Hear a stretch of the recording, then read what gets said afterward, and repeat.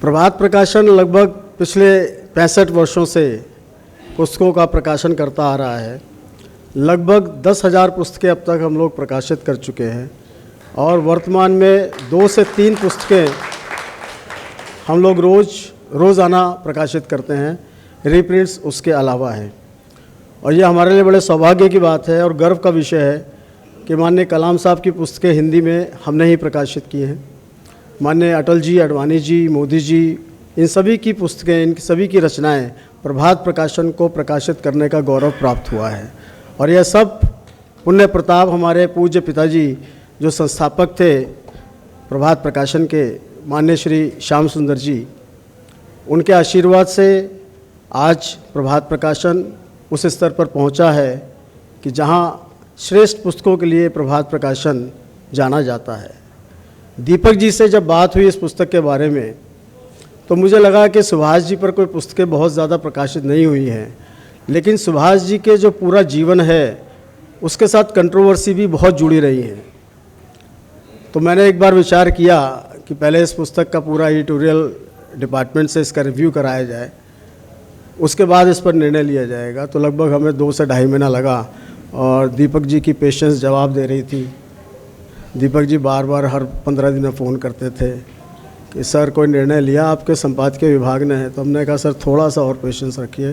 But finally हमने निर्णय लिया और Subhash Chandra Bose Formosa plane crash 1945, जो कि अभी तक एक बहुत रहस्यमयी बात है, उसको हमने प्रकाशित करने का निर्णय लिया। और आज उसी पुस्तक के विमोचन के लिए हम सब लोग यहाँ एकत्रित हुए हैं।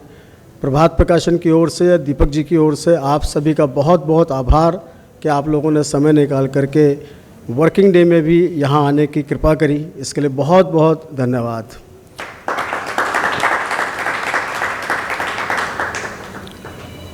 कार्यक्रम को आगे बढ़ाते हुए मैं सबसे पहले अनुरोध करूँगा श्री दीपक कुमार जी से कि माननीय जनरल विष्णुकांत चतुर्वेदी जी का स्वागत करें।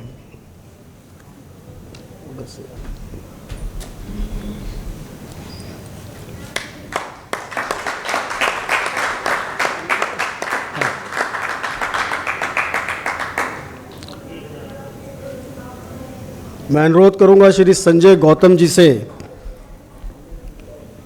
कि वो आज के कार्यक्रम के मुख्य अतिथि लेफ्टिनेंट कर्नल मानवेंद्र सिंह जी का स्वागत करें।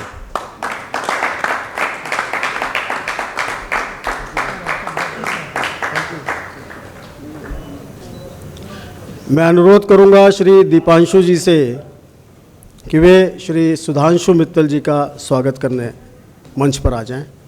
सुधांशु जी।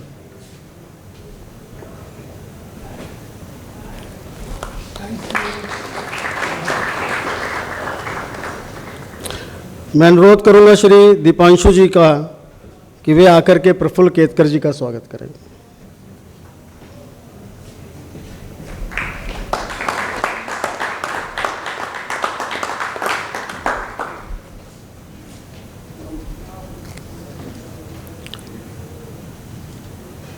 तो कार्यक्रम को आगे बढ़ाने के लिए मैं सबसे पहले इस पुस्तक के लेखक श्री दीपक कुमार जी, जो किसी परिचय के मोहताज नहीं हैं, देश में जितने चुनावों के सर्वे होते हैं उस सभी में दीपक जी का क्षमा करें, मैं श्री दीपांशु जी का पुनः अनुरोध करूंगा कि डॉक्टर SK मिश्रा जी का स्वागत करें।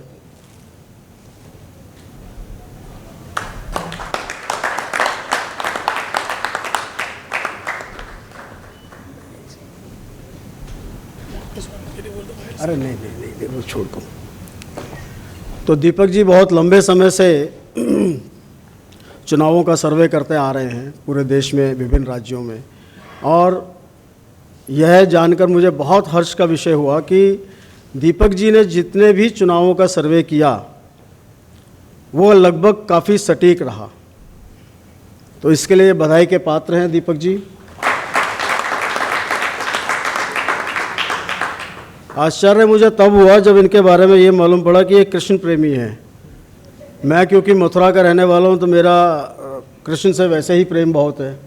और जब इनकी एक पुस्तक का भी लोकार्पण साध्वी रितम्बरा जी ने करीब 1 महीना पहले किया तो मुझे बड़ा आश्चर्य हुआ कि यार कहाँ चुनाव और कहाँ कृष्ण प्रेम, और पूरी एक पुस्तक इन्होंने लिख दी कृष्ण जी पर। और उससे ज़्यादा आश्चर्य मुझे तब हुआ कि नेताजी सुभाष बोस पर इतनी बड़ी पुस्तक। तो मतलब 3 आयाम दीपक जी के मुझे मालूम हुए। और मैं समझता हूँ कि इन विभिन्न आयामों के धनी श्री दीपक कुमार जी ये स्वयं मंच पर आएँ, माइक पर आकर बताएं कि ये पुस्तक इन्होंने क्यों लिखी, इसके पीछे कारण क्या था और इससे कौन लोग लाभान्वित होंगे इसको पढ़ करके। दीपक जी।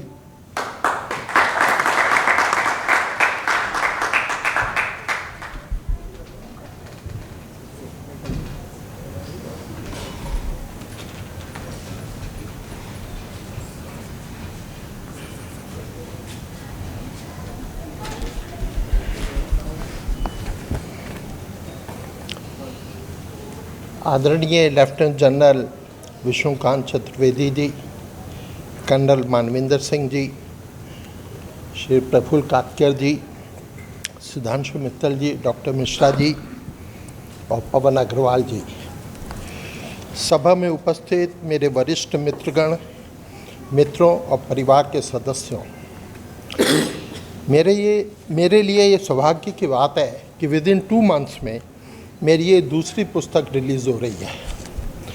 पहली पुस्तक हमारे प्रेरणा स्रोत द्वापर के श्री कृष्ण, जिसका विमोचन साध्वी रितमरा जी ने किया, अभी पवन जी ने बताया, जो कि रिसर्च बेस्ड थी।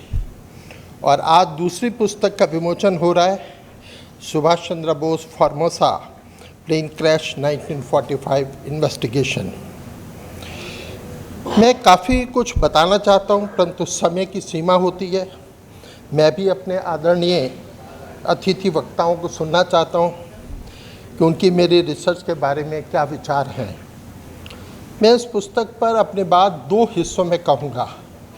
एक वो जो इस पुस्तक में लिखा गया है और एक वो जो इस पुस्तक में नहीं लिखा गया है। बचपन से ही सुभाष चंद्र बोस के प्रति एक विशेष आकर्षण रहा है, समर्पण रहा है, जो हर भारतीय के दिल में है। मैं भी उससे अछूता नहीं हूँ। सबके दिल में एक ही प्रश्न है कि उनकी डेथ कहाँ हुई। इस विषय पे मैं काम करूँ, ऐसा मैं बचपन से सोचा करता था। पिछले 10-15 साल पहले मैंने डिसाइड किया कि इस पर काम करना चाहिए। मैंने किताबें पढ़ने शुरू करी। मेरी हैबिट है कि जब मैं किताब पढ़ता हूँ तो मैं उसको नोट्स बना लेता हूँ। लगभग 100-125 किताबें पढ़ ली, उसके एक नोट्स तैयार हो गए। एंड मैंने देखा कि नेताजी की कोई क्रोनोलॉजी नहीं है। तो इस पुस्तक के अंदर बहुत डिटेल में एक क्रोनोलॉजी दी है जो आपको कहीं मिलेगी नहीं। इसके अलावा नेताजी के बारे में यदि हमें रिसर्च करना है तो मास्को, ओम्स, सिंगापुर, वाशिंगटन, न्यूयॉर्क और लंदन में आर्काइव्स में हमें अपने दोस्त बनाने होंगे। ये काम मैंने शुरू किया और 7-8 साल के बाद उसमें सक्सेस मिली। हमारे यहाँ ज़्यादातर लोगों के माइंड में जर्मनी का एक बहुत बड़ा रोल है। वास्तव में जर्मनी का हमारे स्वतंत्रता आंदोलन में उतना रोल नहीं है जितना हम लोग सोचते हैं। जैसे 1959 में हमने दलाई लामा की गवर्नमेंट को अपने यहाँ रिकॉग्नाइज़ किया, उनकी गवर्नमेंट बनाई एग्जाइल में, लेकिन वो हमारी फॉरेन पॉलिसी का हिस्सा नहीं है। इसी प्रकार जर्मन की फॉरेन पॉलिसी का हिंदुस्तान की स्वतंत्रता कभी हिस्सा नहीं रही है।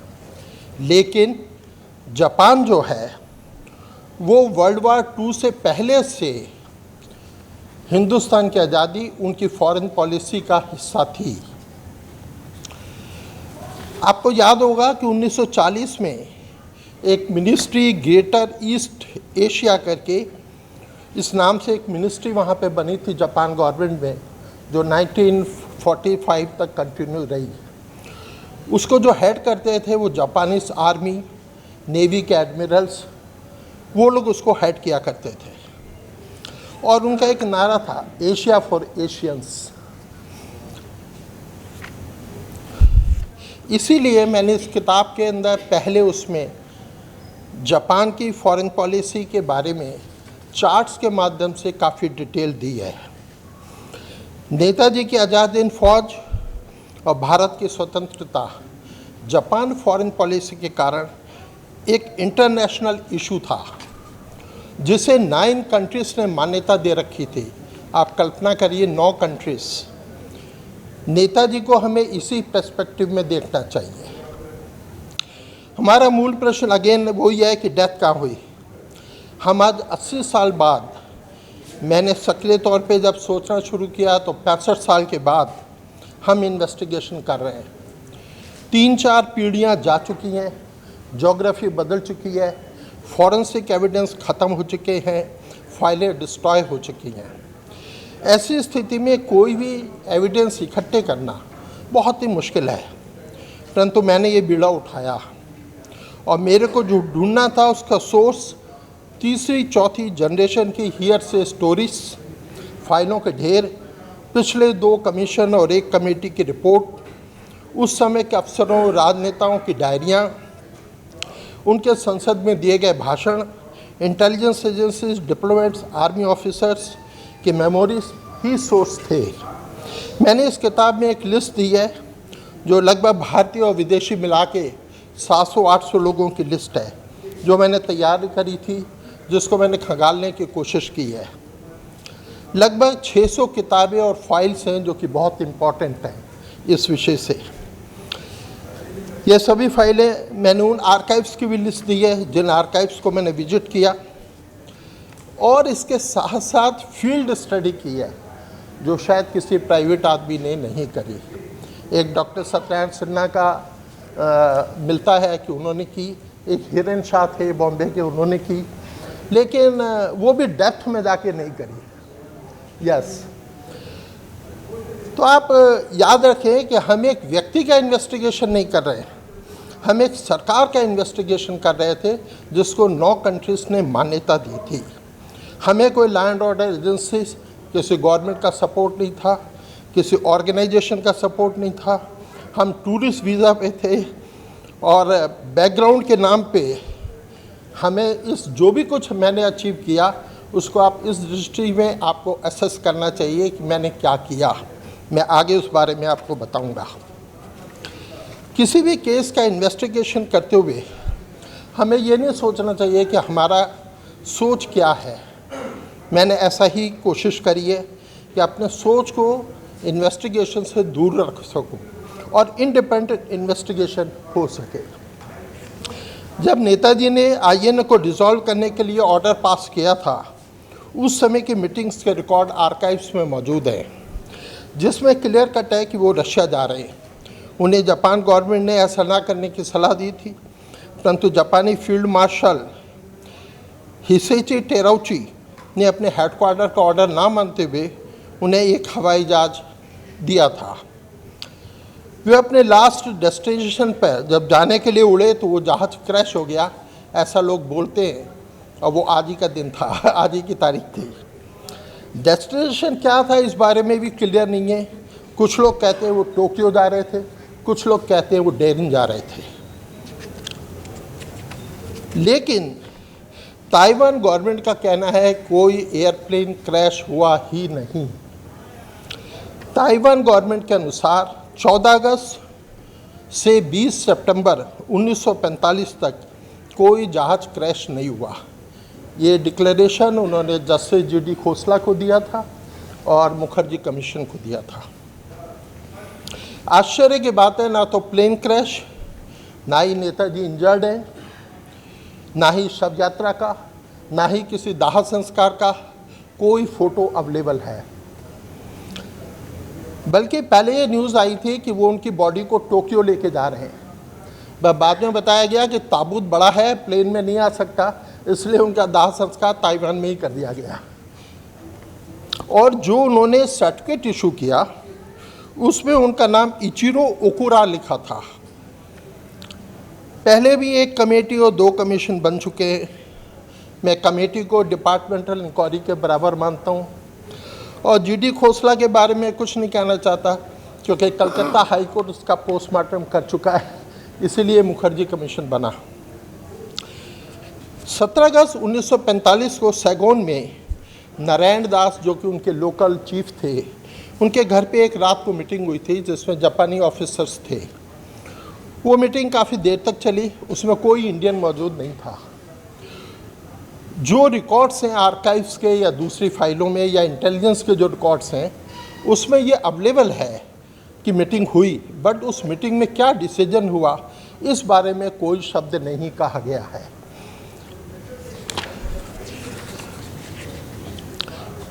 इस प्लेन क्रैश के बारे में एक दूसरा पहलू भी है। जहाज़ में 9 पैसेंजर थे, 7 पैसेंजर जापानी थे। उनमें से एक टॉप मोस्ट पैसेंजर सुनामासा शिदेई था, जो कि लेफ्टिनेंट जनरल थे और मंचकाउ सेक्टर के अंदर कमांड कर चुके थे। कहते हैं अच्छी रशियन बोलते थे, रशियन से उनकी अच्छी दोस्ती थी। आपको आश्चर्य होगा कि डेरियन पे 8 अगस्त को 1945 को रशियंस ने अटैक किया था और 24 अगस्त को पूरा कंट्रोल कर लिया था उन्होंने। तो ऐसी स्थिति में कोई भी आर्मी हेडक्वार्टर, कोई भी गवर्नमेंट लेफ्टिनेंट जनरल शिदेई को कैसे परमिशन देगी जाने की, गॉड नोस ओनली। लेकिन चीन के 2 ऑफिशियल वार हिस्टोरियन हैं, उनमें से एक का नाम झांग जिशेन और एक का नाम जू चुंडे है, ने 2009 में एक किताब लिखी और उसमें एक फ़ोटो भी दिया था जिसमें प्लेन जो है वो सी में गिर रहा है। इसको छापने वाला PLA था। इस किताब के मुताबिक लेफ्टिनेंट जनरल शिदेई 5 अगस्त 1945 को ताइपे एयरपोर्ट पे मेजर जनरल सुगोई सातो ने उनको रिसीव किया था और वो दोनों इस जापानी एयरफोर्स के जहाज़ से उड़ के कहीं और जा रहे थे। उस प्लेन को US नेवी ने डिटेक्ट किया और उन्होंने इसकी इंफॉर्मेशन क्वांटिंग एयरफोर्स को दी। उन्होंने प्लेन को पहले बोला आप लैंड करो, उन्होंने मना किया तो उन्होंने उस प्लेन को शूट कर दिया, जिसमें वो दोनों जने मारे गए। नाउ जैसे हमारे देश में डिफेंस मिनिस्ट्री का एक हिस्टोरिकल डिवीज़न है, उसी प्रकार चाइनीज़ गवर्नमेंट का भी हिस्टोरिकल डिवीज़न है। ये किताब उन्होंने छापी है, इसका मतलब लेफ्टिनेंट जनरल शिदेई की डेथ का जो भी थ्योरी है उसको चाइनीज़ गवर्नमेंट सपोर्ट करती है। मेरे ख्याल से हम सबको पता होगा कि चाइना और जापान की उस समय बड़ी भयंकर लड़ाई चल रही थी, जो शायद हमारे यहाँ बहुत कम लोगों को इस बारे में नॉलेज होगी। इसके अलावा 7 जापानी जो पैसेंजर थे, उनमें से as per Chinese historian lieutenant general Shidei पहले मारे गए, इसका मतलब 6 बचे। अब 6 में से एक लेफ्टिनेंट कर्नल नोनो गांकनसी प्लांस प्लेन से कूद गए थे और उन्हें फ्रैक्चर हो गया था। Lieutenant colonel Sakai, major general Takahashi, captain Arai land करते ही प्लेन से बाहर निकले, लेकिन वो जख्मी थे। हबीबुर रहमान, कर्नल हबीबुर रहमान ने स्टेटमेंट में अपने बोला है कमीशंस के, लेफ्टिनेंट कर्नल सकाई 4 सितंबर 1945 को टोक्यो के प्लेन में उनके साथ सफ़र किया था और वो बिल्कुल ठीक थे। मैं शुरू से सोचता था कि जब प्लेन क्रैश नहीं हुआ तो जापानी ऑफिसर्स कहाँ गए, इसलिए मैंने अपना इन्वेस्टिगेशन का फोकस जापान भी बनाया और काफ़ी हद तक मैं सफल हुआ।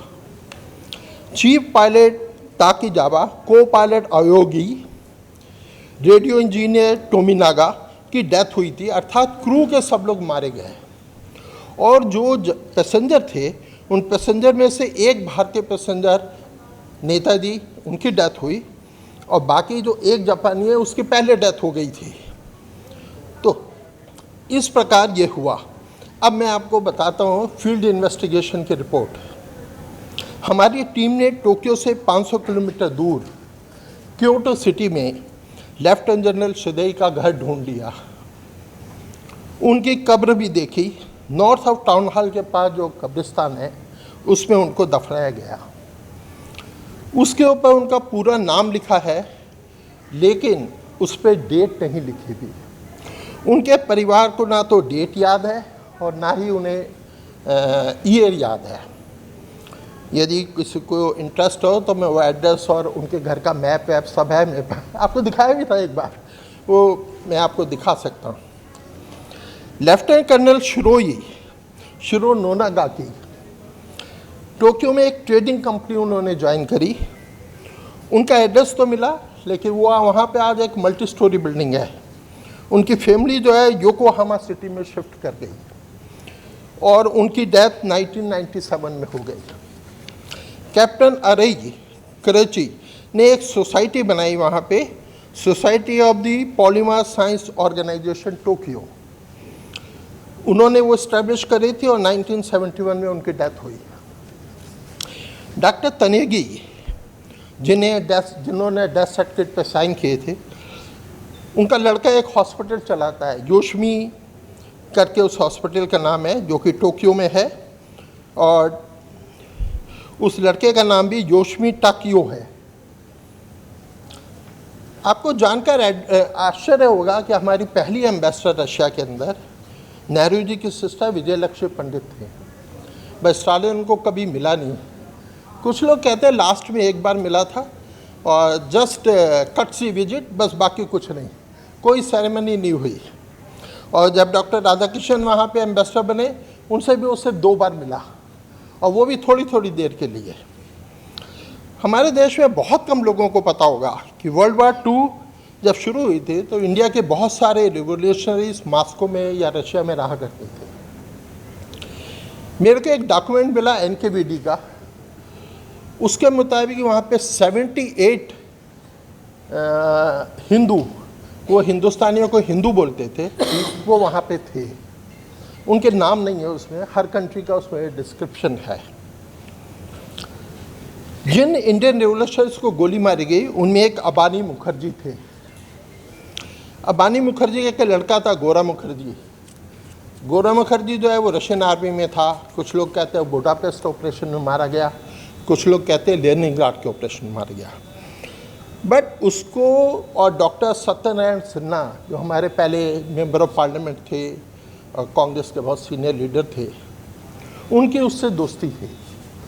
उन्होंने बताया कि मेरे फादर जिस जेल में थे, याकुत्स जेल, उसमें मेरे फादर का नंबर था 57 और सुभाष जी का नंबर था सेल का 45। ये जभी से बात पूरे दुनिया में घूम रही है कि सुभाष चंद्र बोस किस जेल में थे और उनके सेल का नंबर क्या था। हमने अबानी मुखर्जी के फैमिली को ढूंढा, आज उनकी 4थी पीढ़ी है, उनको कुछ याद नहीं है, और मास्को से कोई 100 किलोमीटर दूर उनका पोता रहता है, आउटर मास्को में। पुराने एड्रेसेस हैं हमारे पास, उनमें से एक एड्रेसेस पे बिल्डिंग बन गई है, मल्टी स्टोरी ये है। अब मैं आपको एक और चीज़ दिखाना चाहूँगा। मैं रशियन स्टेट आर्काइव्स में सोशो पॉलिटिकल हिस्ट्री में एक फाइल मेरे को मिली, जिसमें 2 जून 1966 का एक इनलैंड लेटर है। जो लेटर हमारे इंडिया के एक कम्युनिस्ट लीडर ने लिखा था और उनकी अब डेथ हो गई है, मैं उनको मिला था। वो कहते थे मैं कोसिगिन के साथ रहा हूँ। उन्होंने कोसिगिन को रिक्वेस्ट करी कि आप सुभाष चंद्र बोस को ढूंढो और हमें बताओ, उसको रिलीज़ करो।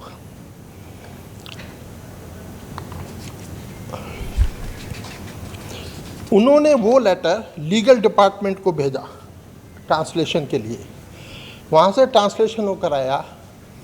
फिर उसके बाद वो लेटर उन्होंने जो वहाँ पे, मैं आपको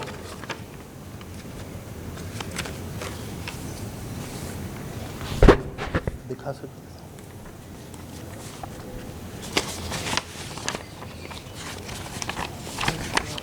आगे दिखा दो सर।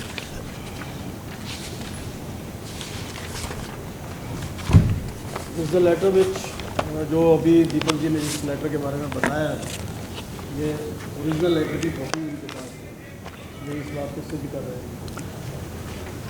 इसमें एक इम्पॉर्टेंट बात है, मैं आपको लेटर, 3 लेटर हैं, 2 लेटर हैं जो मैं आपको पढ़ के सुनाता हूँ। बहुत छोटे छोटे से हैं, नोटिंग है उनके कोसिगिन के ऑफिस की। A.S. Sharma, India requests the release from the prisoner of Subhash Chandra Bose, who is allegedly being held in prison in Yakutsk. ये department of legal transaction of the ministry of foreign affairs USSR, ये letter है 4 जुलाई 1996 का। अब उन्होंने 13 जुलाई को एक order दिया। उस ऑर्डर में है the president of the upper council USSR legal department Moscow Kremlin to the first deputy general director the prosecutor of the USSR comrade Malay Korvo MP Moscow. MP वहाँ पे उनका कोई कोड होगा M full stop P full stop है। As एजेड we are sending the application for review by A.S. Sharma, who lives in India, regarding the release of Subhash Chandra Bose from prison.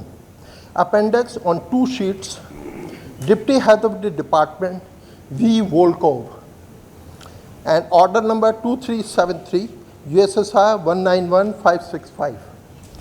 अब इसके अंदर hand written एक note दिया है।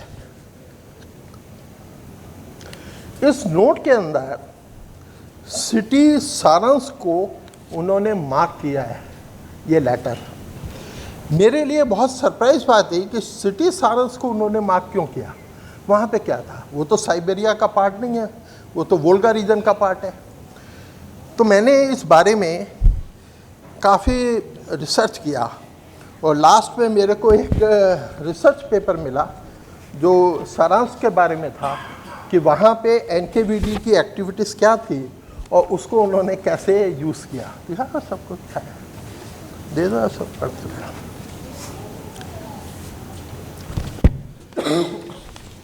ये सारे लेटर्स हैं, आप देख सकते हैं। मैंने ये जो लेटर है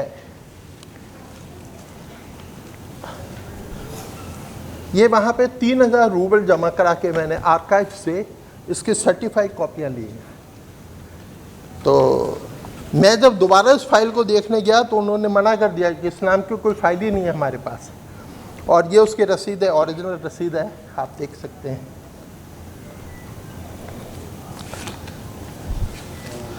वहाँ के परमिशन का बड़ा अजीब सिस्टम है, पासपोर्ट रखवा लेते हैं, फ़ोटो खींचते हैं आपकी।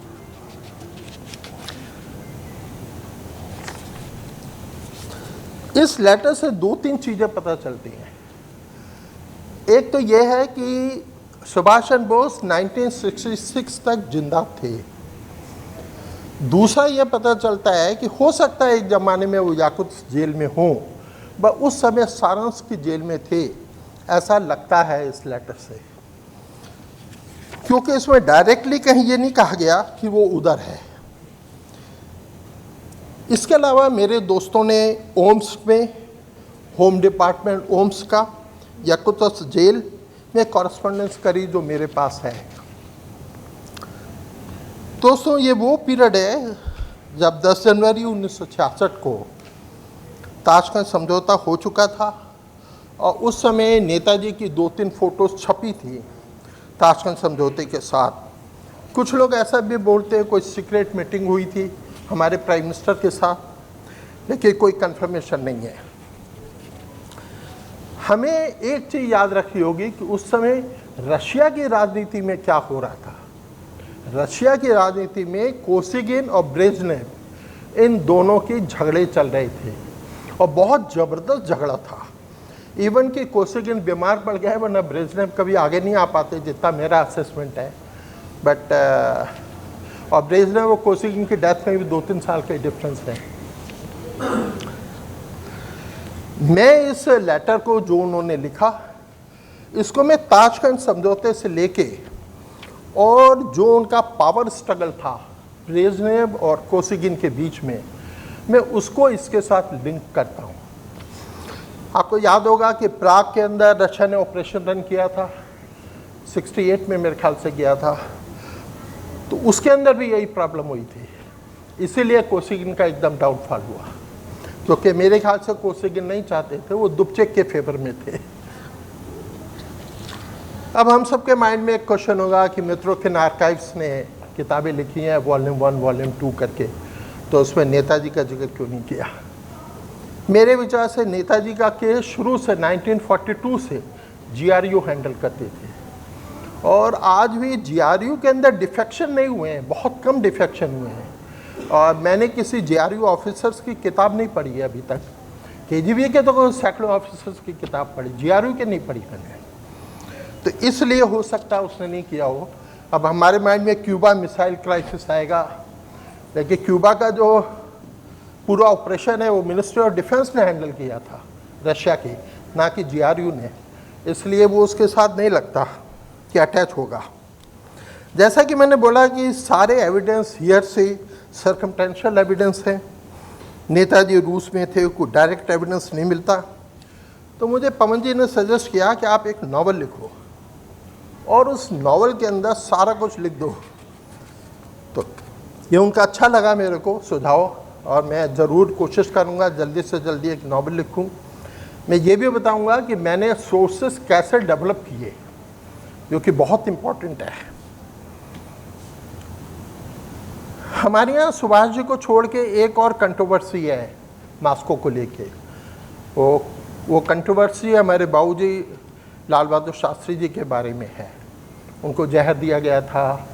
हम सब ने ताशकंद वो देखी थी, फिल्म देखी होगी। कैसे पॉसिबल है कि उनका जितना परसेंट स्टाफ ताशकंद में था सबकी एक्सीडेंट में डेथ हो जाए? हमारी एजेंसी से इन्वॉल्व थी या केजीबी इन्वॉल्व था? ये इन्वेस्टिगेशन का विषय है। How is it possible? रसोई में मर जाए, डॉक्टर मर जाए, चपरासी में मर जाए, कैसे पॉसिबल है ये? लेकिन ऐसा हुआ, ये ट्रुथ है। मैं आपको एक इंसिडेंट बताना चाहता हूँ। आप कहेंगे इतनी पुरानी बात है, उसको क्यों गले मुर्दे उखाड़ने। 1945 में एक स्वीडिश डिप्लोमेट था, उसका नाम था राउल गस्ताफ बॉडनबर्ग, जिसको एनकेवीडी ने हंगरी से अरेस्ट किया था। एंड उसको वो रशिया ले गए, वहाँ पे जाके साइबेरिया में रखा। बाद में उसकी डेथ हो गई वहीं पे। तो कंटिन्यूस स्वीडिश गवर्नमेंट उनको कहती रही कि हमारा डिप्लोमेट दो, हमारा डिप्लोमेट दो। रशिया कहते रहे हमारे यहाँ कोई नहीं है, हमारे यहाँ कोई नहीं है। अल्टीमेटली 55 साल के बाद 2000 में रशियन गवर्नमेंट ने एक्सेप्ट किया कि यस, वो हमारे यहाँ कैदी था और हमारे यहाँ उसकी डेथ हुई। तो यदि गवर्नमेंट ऑफ इंडिया भी कंटिन्यूस प्रेशर डालती रहे तो एक ना एक दिन वो ज़रूर आएगा जबकि वो जीआरयू की फाइलें खोल के और हमें बताएंगे कि नेताजी कहाँ हैं, कहाँ थे। वास्तव में मेरी ये जो किताब है ये बेसिकली एनसाइक्लोपीडिया है। कोई भी गवर्नमेंट एजेंसी, प्राइवेट एजेंसी, कोई भी इंडिविजुअल, कोई भी जर्नलिस्ट यदि रिसर्च करना चाहता है तो उसे क्या रिसर्च करना चाहिए, वो मेरी किताब के अंदर उसके सोर्सेस क्या हैं वो सारे मैंने उसे डिटेल में दिए हैं। इसके अलावा मुझे नहीं लगता कोई बचा होगा। अब मैं ऑर्गेनाइजर वीकली के श्री प्रफुल्ल केतकर जी का आभारी हूँ कि उन्होंने मेरे को एथोराइज किया इन्वेस्टिगेशन करने के लिए, और जर्नलिज्म से आगे बढ़ के इन्होंने इंडियन एम्बेसडर को फ़ोन किया वहाँ पे मेरे लिए कि कोई इसको दिक्कत नहीं होनी चाहिए। एंड इंडियन एम्बेसी ने मेरा काम तो क्या किया, लेकिन मेरे अंदर बहुत ज़बरदस्त हौसला था कि मेरे पीछे एक बैकिंग है और मैं वहाँ पे अग्रेसिव स्पाइंग आर्काइव्स में कर गया। सिर्फ एक ही डर रहता था कि वाइफ अकेली है होटल के अंदर, एंड वो ABCD भी नहीं जानती, क्या होगा पता नहीं। लेकिन मुझे अपने रूसी दोस्तों पे और अपने ऊपर पूरा भरोसा था कि मैं कर लूँगा चाहे कुछ भी हो जाए, और मैंने किया। जो भी किया वो आपके आगे है। मैं अपने रूसी और जापानी मित्रों को थैंक्स करता हूँ। उन्होंने मेरा नाम लेने से मना किया है अपना, लेकिन मैं उनका आभारी हूँ। मैं कलस्ट्री जो सिंगापुर में थे उन्होंने काफ़ी हेल्प करी। USA के अंदर लुइस कोले जो कि वाशिंगटन रहती है, वो मेरे लिए कई बार न्यूयॉर्क गई और वहाँ से किताबें ढूंढ के लाई, आर्काइव से फाइलों की कॉपियाँ भेजी उसने मेरे को। लास्ट में मैं लेफ्टिनेंट जनरल विष्णुकांत चतुर्वेदी जी का आभारी हूँ कि वो आए, उन्होंने मेरा हौसला बढ़ाया। प्रोफेसर मिश्रा जी आए, सुधांशु मित्तल जी आए और कर्नल मानविंदर सिंह जी आए जिन्होंने मेरा हौसला बढ़ाया यहाँ आके। मैं पवन जी अग्रवाल का धन्यवाद करता हूँ कि उन्होंने मेरी किताब छापी और मुझे लगता है आगे भी वो मेरा सहयोग करते रहेंगे। Thank you.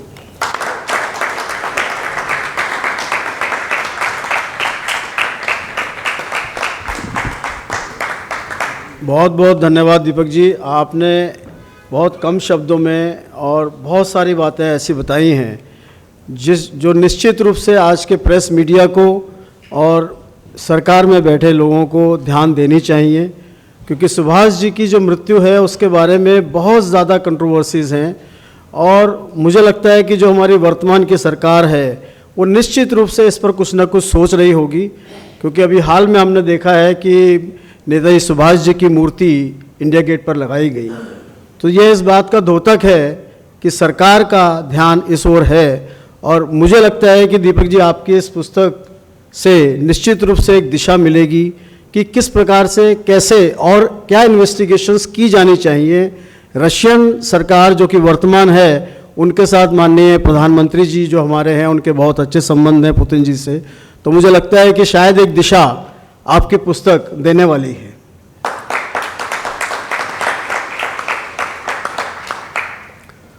दोस्तों, मीडिया का एक बहुत बड़ा रोल आज समाज को दिशा देने का है और एक ऐसा समाचार पत्र भारत में कई दशकों से कार्य कर रहा है जिसका कितना भी हम बखूबी बयान करें वो कम होगा।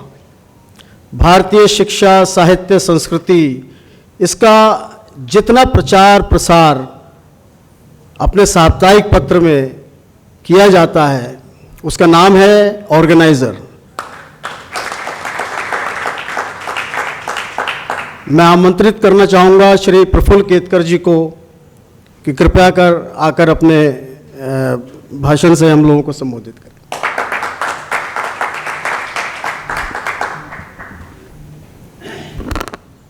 आज के कार्यक्रम के अध्यक्ष और पूर्व सैनिक सेवा परिषद के भी अखिल भारतीय अध्यक्ष आदरणीय विष्णुकांत चतुर्वेदी जी,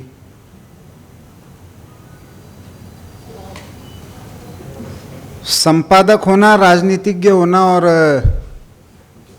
उसके साथ साथ एक दिलदार मित्र होना, ऐसा कोई सीखना है तो मानवेंद्र जी से सीखे। जिस चीज़ में हाथ डालते उसके ऊंचे शिखर पर लेकर जाना, उसकी कला किसी से सीखनी है तो सुधांशु जी से सीखे। और नेताजी का पागलपन क्या रहा होगा ये मैंने बहुत पास से यदि किसी के बारे में देखा है तो दीपक जी के साथ देखा है। और मैं अच्छे अर्थ में पागलपन कह रहा हूं क्योंकि भारत का स्वाधीनता आंदोलन पागल लोगों का ही आंदोलन था। आराम से जिन्होंने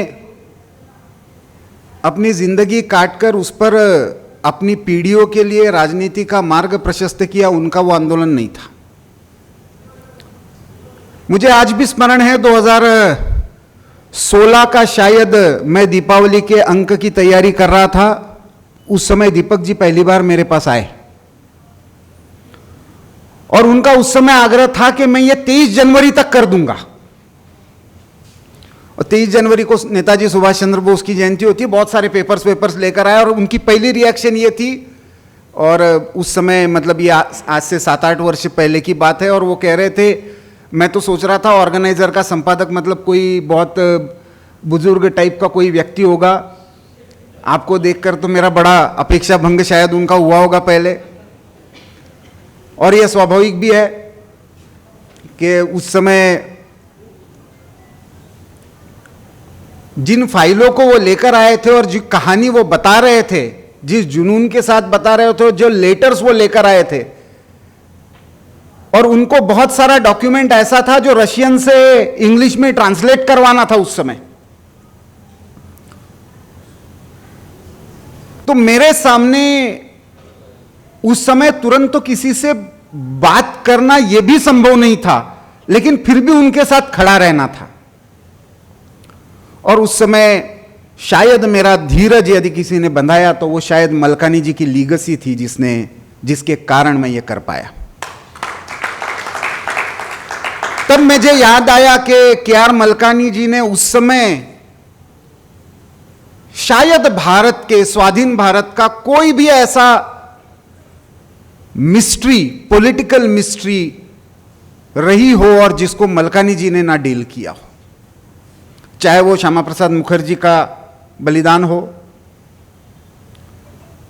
चाहे वो लाल बहादुर शास्त्री जी की दुखद निधन हो, चाहे वो दीनदयाल जी का अकस्मात निधन हो। इन्वेस्टिगेटिव जर्नलिज्म का एक जबरदस्त नमूना, मतलब आपातकाल लागू होने से 6 महीने पहले कोई पत्रकार डिक्लेयर कर देता है कि शायद आने वाले समय में आपातकाल डिक्लेयर होगा, और आपातकाल डिक्लेयर होने के 6 महीने पहले आईबी उनको इन्वेस्टिगेशन के लिए बुलाता है। ऐसा पत्रकार भारत में, स्वाधीन भारत में हो गया। शायद आजकल के पत्रकारों को विश्वास भी नहीं होगा, जो आजकल गोदी मीडिया की बात करते हैं, उनको शायद पता ही नहीं है कि मीडिया होता क्या था। वो ही एक लीगसी थी, उसके कारण मैं दीपक जी के साथ खड़ा रहा। मुझसे जो संभव हुआ उस समय मैंने करने का प्रयास किया, और इसलिए आज जब उन्होंने आग्रह किया, हालांकि एक बड़ा कार्यक्रम आज एनडीएमसी में चल रहा है, पूजनीय सरसंघचालक जी एक पुस्तक का विमोचन कर रहे हैं, उसमें मुझे रहना मैं अपेक्षित था, लेकिन जब दीपक जी ने कहा कि नहीं इसमें आपको रहना है तो मैं मना ना कर सका, क्योंकि वो जुनून मैंने देखा है। मूल प्रश्न ये नहीं है किसी भी इन्वेस्टिगेशन में, बहुत लोग पूछते हैं ना कि ये खोद कर क्या होगा, इसका उत्तर मिल जाएगा तो क्या होगा, ये इतिहास के पन्ने हैं। लेकिन स्वामी विवेकानंद ने जैसे कहा था कि जो देश अपना इतिहास भूल जाता है उस देश का भविष्य अंधकार में होता है। एक ऐसा भी इतिहास होकर गया जिसमें 1939 से 1939 से जो व्यक्ति इंडियन नेशनल कांग्रेस का प्रेसिडेंट चुनकर आया था, उसने वहां से निकलने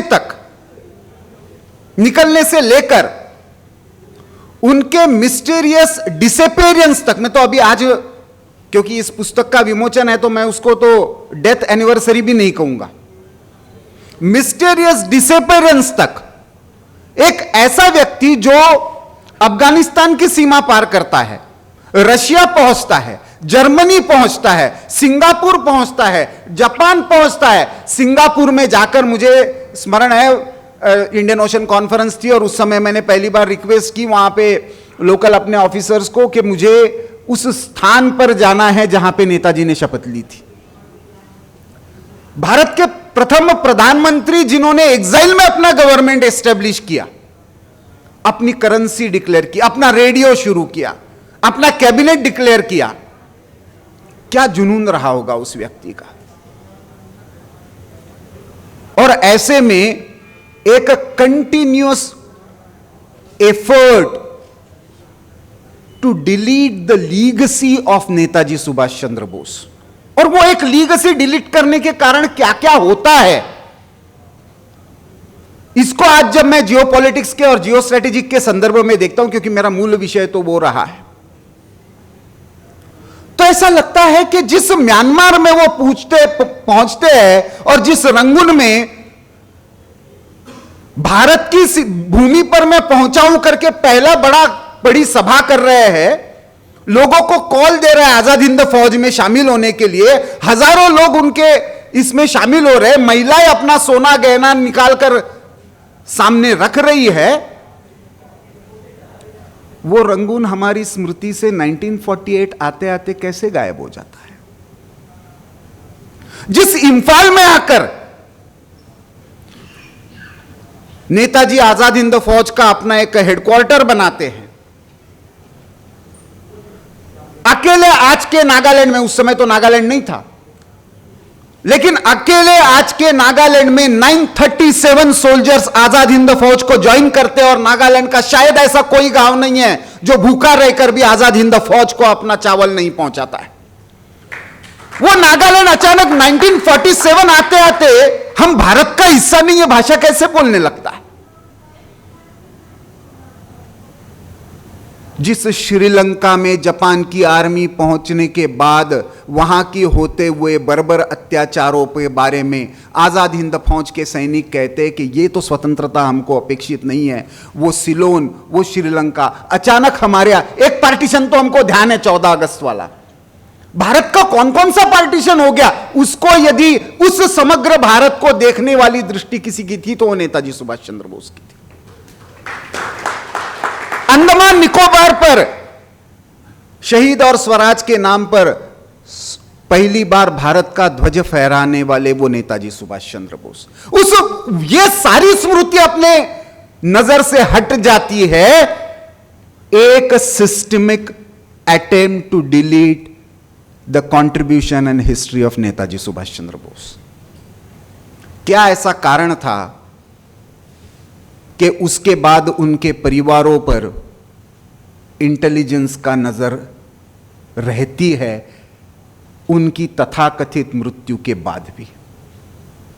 भारत के स्वाधीनता की बाद भी क्या ऐसा कारण है कि नेताजी का खौफ कुछ लोगों के मन से जाता नहीं है कि कभी भी आ सकते हैं? यह आहट हर बार क्यों दिखाई देती है? मुझे दीपक जी डाउट है, क्योंकि जियो स्ट्रेटेजिक सिनारियो में स्वीडन के साथ एक्सेप्ट करना और भारत के साथ एक्सेप्ट करने में बहुत अंतर है। लेकिन फिर भी क्योंकि वो एक्सेप्ट करना यानी भारत में कहां कहां पे कौन कौन बैठा हुआ था ये भी एक्सेप्ट करना है।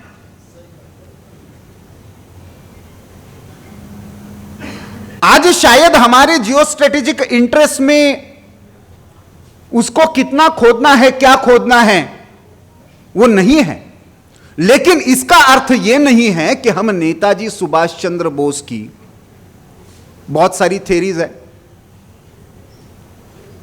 इस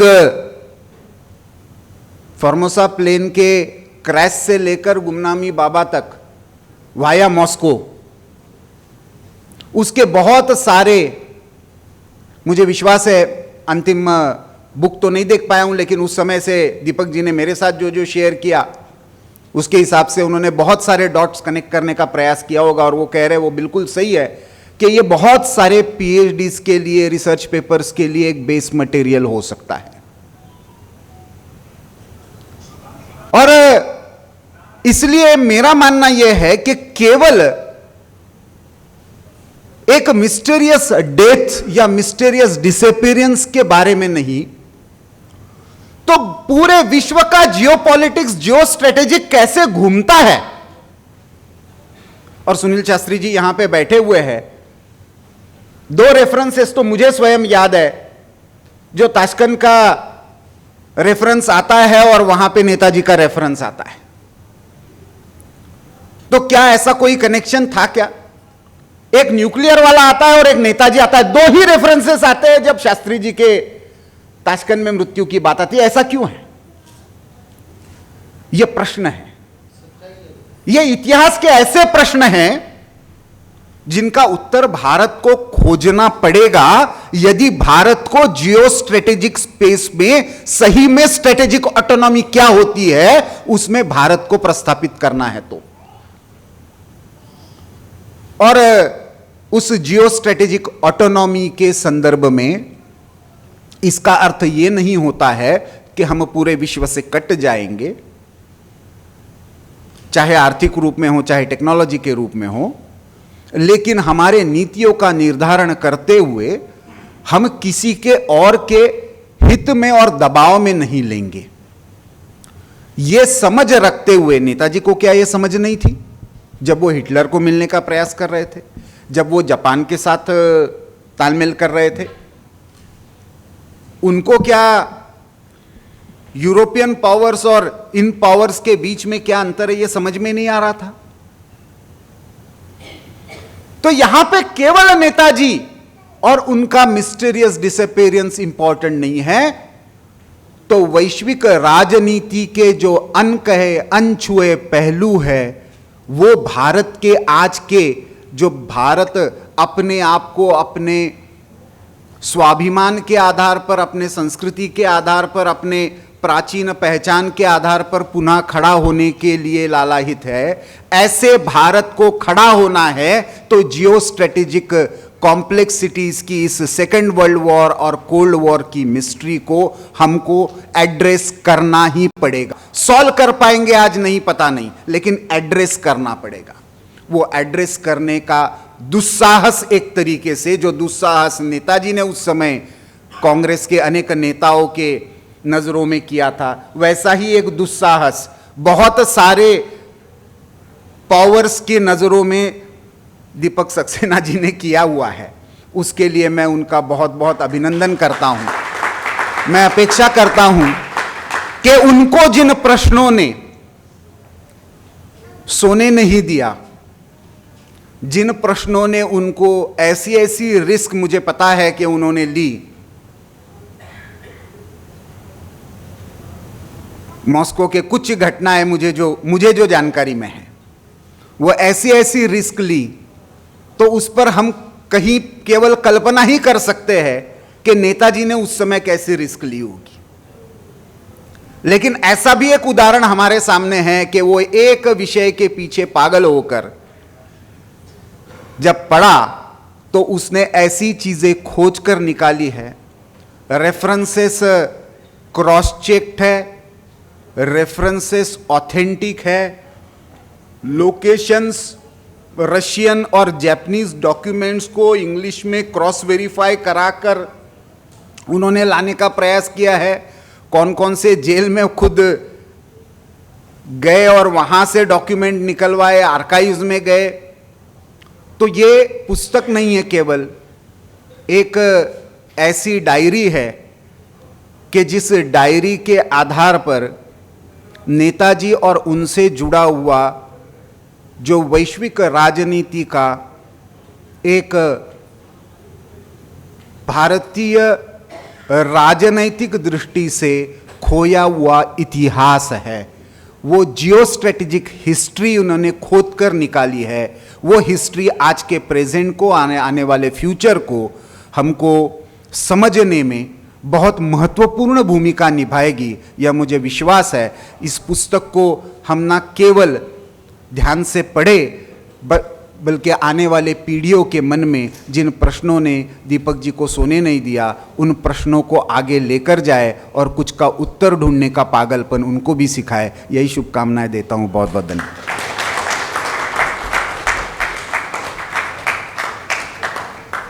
बहुत बहुत धन्यवाद केतकर जी। आपके सारगर्भित भाषण ने सभी लोगों को काफ़ी लाभान्वित किया है और जियोपॉलिटिकल इम्पोर्टेंस नेताजी की क्या रही, इस पर जो आपने विचार रखे हैं, निश्चित रूप से इस पर भारत को विचार करना ही चाहिए। तो दोस्तों, अब ये समय आ गया है जिस क्षण के लिए हम लोग आज यहाँ एकत्र हुए हैं कि पुस्तक का लोकार्पण अब भव्य तरीके से किया जाएगा।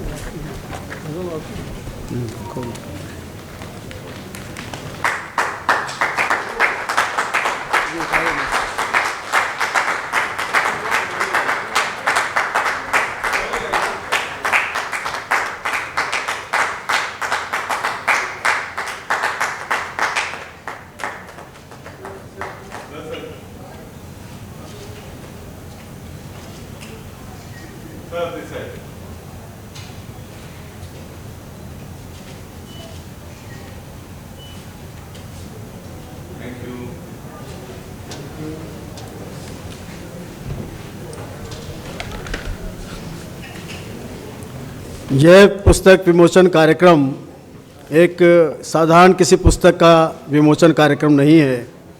और जैसा अभी केतकर जी ने कहा और उससे पहले दीपक जी ने बताया, और जिस पागलपन की बात अभी केतकर जी ने कही, वो निश्चित रूप से तभी संभव है जो नेताजी जी ने दिखाया और कुछ प्रयास दीपक भाई ने किया है। अब मैं रिक्वेस्ट करूंगा श्री सुधांशु मित्तल जी से। सुधांशु जी भाजपा के एक सदस्य हैं, आधिकारिक प्रवक्ता हैं, राजनीति का एक लंबा कैरियर है जो छात्र जीवन से सुधांशु जी ने शुरू किया और खेलों से इनकी बहुत ज़्यादा रुचि है और दीपक जी से इनके बड़े पुराने संबंध हैं और अंतर्राष्ट्रीय खेल इसमें खो खो को पहुंचाने में सुधांशु जी का बहुत बड़ा योगदान है। धन्यवाद।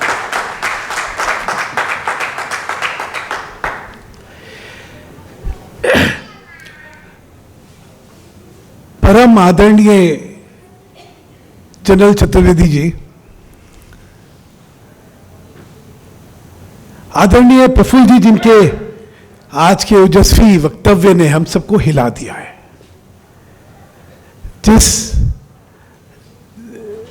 जिस आग ने हम सबको दिखाया कि पत्रकारिता में अभी भी कुछ आदर्श मौजूद हैं और कुछ जिज्ञासाएं मौजूद हैं, उसके लिए मैं इनका ना केवल अभिनंदन करना चाहता हूं, उनको नमन करना चाहता हूं।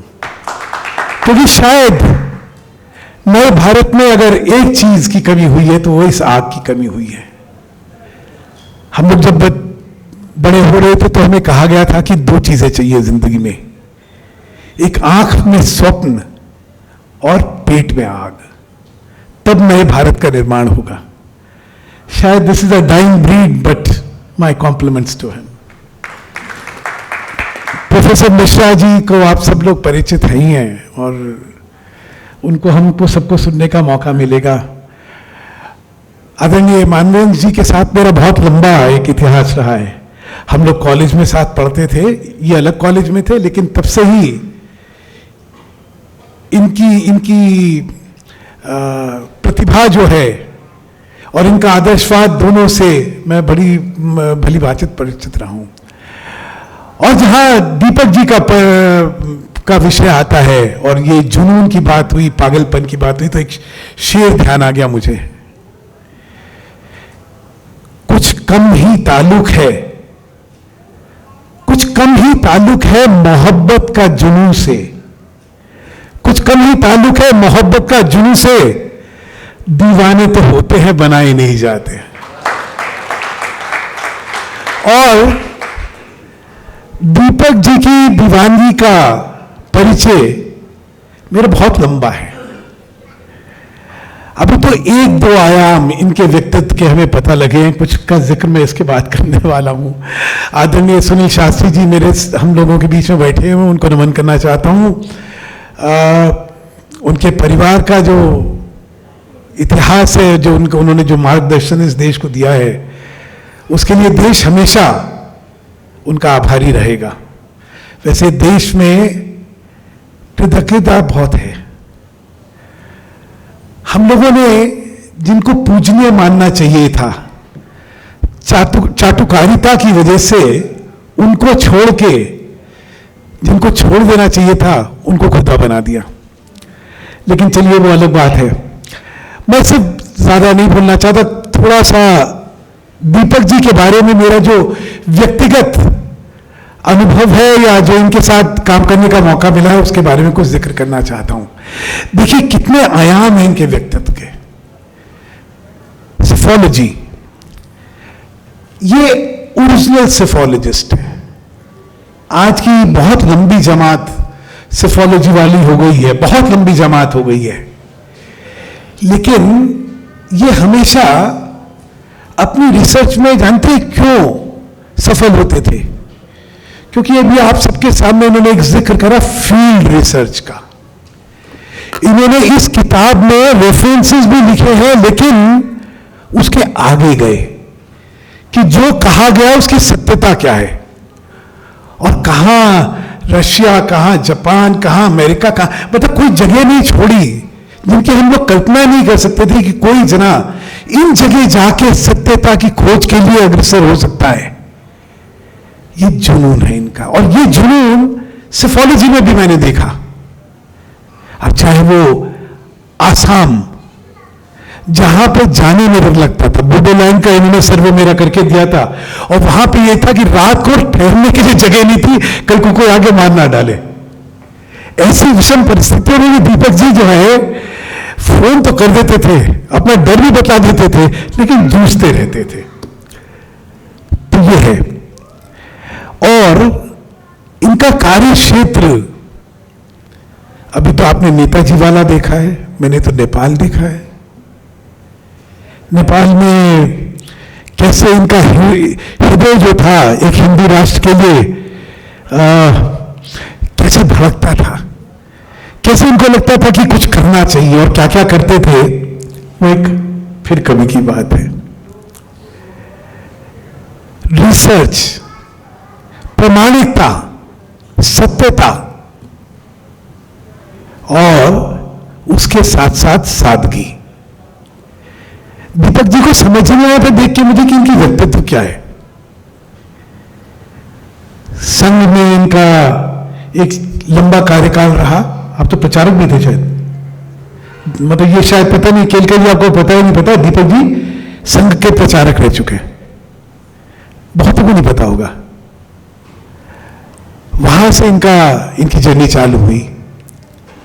साहित्य, मैंने कहा ना, एक विचलित हृदय में जिज्ञासा होती है, और दीपक जी हमेशा विचलित थे। कहा ये, जैसा भी पवन भाई ने बताया कि कहा तो ये किताब और कहा द्रौपदी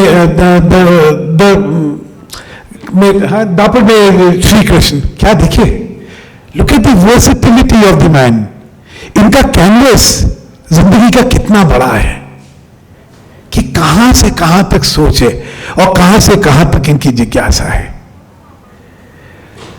मैंने बहुत लोगों के साथ काम करा, लेकिन दीपक जी मेरे लिए हमेशा आदरणीय और सम्मानीय इसीलिए रहे क्योंकि इनकी क्वेस्ट फॉर ट्रूथ का स्तर जो है वो आज मैच करने वाले लोग नहीं बचे।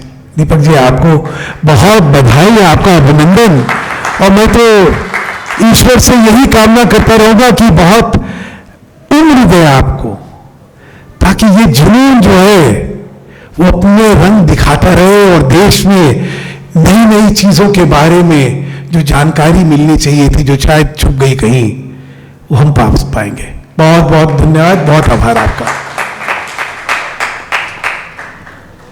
धन्यवाद सुधांशु भाई। अब मैं आमंत्रित करना चाहूँगा डॉक्टर सुरेंद्र कुमार शर्मा जी, जो हमारे यहाँ हिसार से उपस्थित हुए हैं इस कार्यक्रम के लिए।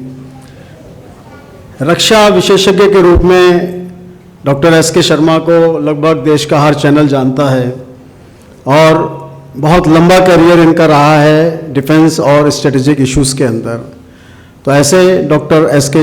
मिश्रा जी को मैं आमंत्रित करना चाहूँगा कि वे अपने शब्दों से हमें लाभान्वित करें। इस कार्यक्रम की अध्यक्षता कर रहे lieutenant general VK. Chaturvedi ji, मुख्य अतिथि लेफ्टिनेंट कर्नल और पूर्व सांसद मानवेंद्र सिंह जी, दीपक जी और केतकर जी। पवन जी और दीपक जी ने जो, पवन के बिना तो दीपक जलता नहीं, दीपक ने पवन जी का साथ दिया और पवन ने दीपक जी का साथ दिया। और सुधांशु जी ने जिस जज, और केतकर जी ने जिस जज्बा, जोश, जुनून के साथ और ऊर्जा और उमंग, उत्साह दिखाया, वो लगा कि वाकई ये किताब पढ़ने लायक है। और उन्होंने अपनी बात, केतकर जी ने बात की, जियो पॉलिटिक्स की बात की, कि वो भी बहुत जाना, खास करके आज के युवाओं को जियो स्ट्रेटजी की बात की उन्होंने। अब जब नेताजी की बात करें तो नेताजी की जो आज बात की जाती है कि वाकई क्या ये जो कांड हुआ था कि नहीं, विमान दुर्घटना हुई थी कि नहीं, ये बड़ा सस्पेंस बना हुआ है। इसके लिए 3 कमेटियां बनी। एक पहली कमेटी बनाई गई शाहनवाज जी की, वो समिति बनी थी। उस समिति ने कहा ये तो कांड हुआ है, ये जो चीज़ है ये बिल्कुल सही है। इसके बाद खोसला आयोग बना। खोसला आयोग भी बड़ा खोखला ही निकला, क्योंकि उन्होंने कहा इसमें ऐसा कुछ हुआ ही नहीं। लेकिन जस्टिस मनोज मुखर्जी ने इस बात का बहुत खुलासा किया। कभी आप लोगों को देखने का या पढ़ने का मौका मिले तो जरूर, उसमें बहुत अच्छी तरह से एनालिसिस, उन्होंने 3 बातों की ज़्यादा जिक्र किया है, उनका मैं ब्रीफ में थोड़ा थोड़ा बताना चाहूँगा क्योंकि वो भी ज़रूरी है जानना। कौन कौन से उनके दृष्टिकोण थे, क्या क्या उनकी रिपोर्ट थी और क्या रिकॉर्ड कह रहे हैं। उन्होंने 3 बातों पे किया रिसर्च कि हमें क्या करना है। मुखर्जी ने कहा कि सबसे पहली बात जरूरी ये है, उद्देश्य है कि पता लगाया जाए कि 18 अगस्त 1945 को फार्मोसा में विमान दुर्घटना हुई कि नहीं हुई। दूसरा, यदि हुई तो उस दुर्घटना में क्या नेताजी सुभाष चंद्र बोस की मृत्यु हुई। तीसरी बात, टोक्यो में रेनकोजी मंदिर में रखी अस्थियां क्या असलियत हैं। ये सब चीजों का निष्कर्ष और सबसे बड़ी चीज है एविडेंस के साथ दिए, और उन्होंने निकाला कि इस तरह कोई दुर्घटना हुई ही नहीं, जो जिक्र किए गए कहीं नहीं।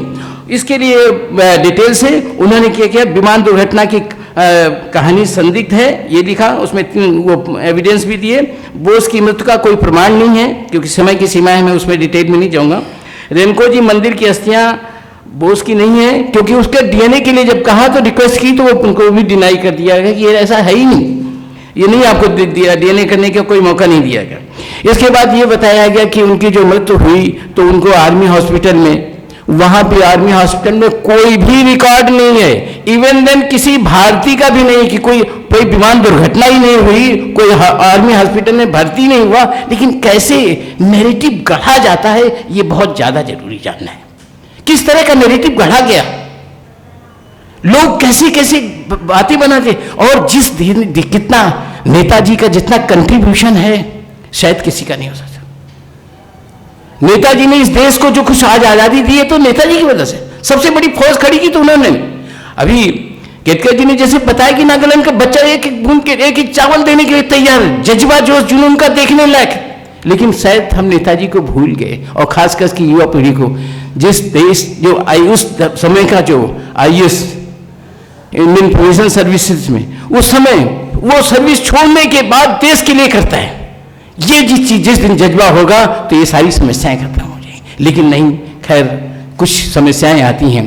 लोगों ने पॉलिटिकली गुमनामी बाबा का भी जिक्र आया कि कहीं गुमनामी, उनकी रिपोर्ट तक जस्टिस मुखर्जी को वो नहीं दी गई, वो भी नहीं सौंपी गई। और सोवियत कनेक्शन की बात की गई कि सोवियत कनेक्शन इनका क्या है उसके बारे में, तो इसमें खास करके ताइवान के सरकारी आर्थिक, आज ये जो फार्मोसा की बात की जाती है वो आजकल का ताइवान है उसका नाम।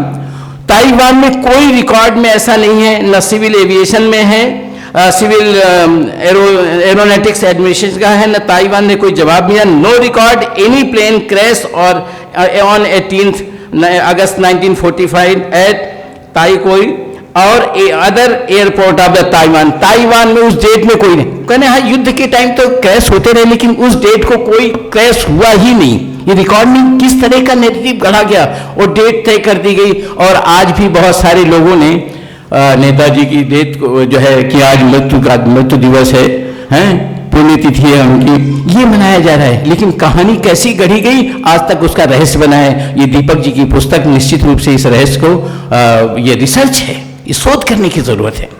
ये चीज कठिन जरूर होता है, कोई काम करना बहुत आसान होता है, कोई काम इस तरह के रिसर्च करना बहुत कठिन होता है। कहना जितना आसान होता है करना उतना ही करना है। कहते ना कथनी मीठी खांसी करनी विष की रोए, कथनी तज करनी करे विष से अमृत होए। तो ये चीजें बहुत कठिन है, मैं ज़्यादा डिटेल्स में नहीं जाऊंगा, सिर्फ ये बताना चाहूँगा कि नेताजी सुभाष चंद्र लास्ट में उन्होंने क्या कहा था, उनके जज्बे और जोश की बात करें। उन्होंने कहा था मुझे जीना है तो देश के लिए और मरना है तो देश के लिए, ये लास्ट थे, ये हमेशा ही कहते रहे। और एक चीज में, मैं देश के लिए जीऊंगा और देश के लिए मरूंगा, मैं जीवन की अंतिम सांस तक भारत की भलाई के लिए काम करूंगा। ऐसी सोच रखने वाला कितना महान व्यक्ति हो सकता है, शायद ही। एक और चीज है, दीपक जी से मैं जरूर बात करूंगा कि दीपक जी चिंता करने की जरूरत नहीं है, बहुत उलझने देखी, परेशानी जब संघर्ष के बाद ही आदमी निखरता है। आज ये जो दीपक जला इस वजह से, कहते हैं ना अंधेरे को कोसने की बजाय एक दीपक जलाएं वो ज्यादा अच्छा होता है। लास्ट में कुछ बात, बहुत मुश्किल है सभी को खुश करना, बहुत मुश्किल है सभी को खुश करना। चिरागों के जलते ही अंधेरे टूट जाते हैं, चिरागों के जलते ही अंधेरे टूट जाते हैं। लास्ट में ये कहूँगा, जो जो जो है अभी ये बात कर रहे थे, ये डायरी नहीं, ये डायरी नहीं आपकी, ये डेयर ही है। अभी बात की थी ना कि ये डायरी है, ये डायरी नहीं, ये डेयर ही है। हर आदमी नहीं कर सकता, इसके लिए जज्बा चाहिए, जोश चाहिए, जुनून चाहिए और हमेशा कटिबद्धता चाहिए। इसके साथ साथ देश, एक और चीज बात कहना चाहता हूँ, देश कभी चोर उचक्कों की करतूतों से बर्बाद नहीं होता, बल्कि शरीफ लोगों की कायरता और निकम्मेपन के कारण बर्बाद होता है। ये हमें जरूर ध्यान रखना होगा, अपना निकम्मापन छोड़ना होगा। जिंदगी जीना आसान नहीं होता, जिंदगी को जीना आसान बनाना पड़ता है, कुछ सब्र करके, कुछ बर्दाश्त करके, बहुत कुछ नजरअंदाज करके। जय हिंद, थैंक यू।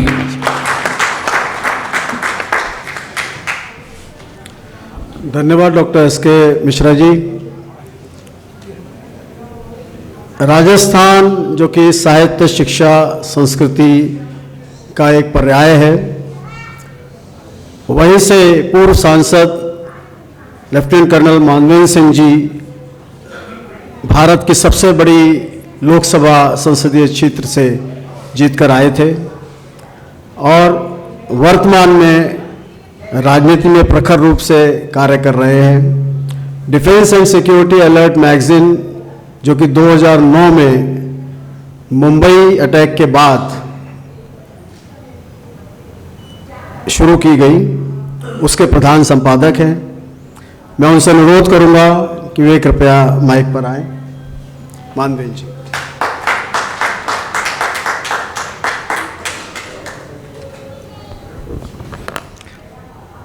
धन्यवाद पवन जी। मैगज़ीन जिसकी अभी चर्चा करी पवन जी ने, आइडिया पवन जी का था और मुझे अभी भी याद है महादेव रोड निवास पर उस बीज को पवन जी ने मेरे ध्यान में लाकर वहीं छोड़ दिया और फिर करते करते आज ये दूसरे दशक में मैगज़ीन चल रही है, आपकी मेहनत से, आपके मार्गदर्शन से। वैसे मेरा पक्ष हमेशा प्रिंट का ही रहा है, प्रिंट मीडिया से मैं अनुभव है, बिलोंग करता हूँ, रहा हूँ प्रिंट मीडिया में।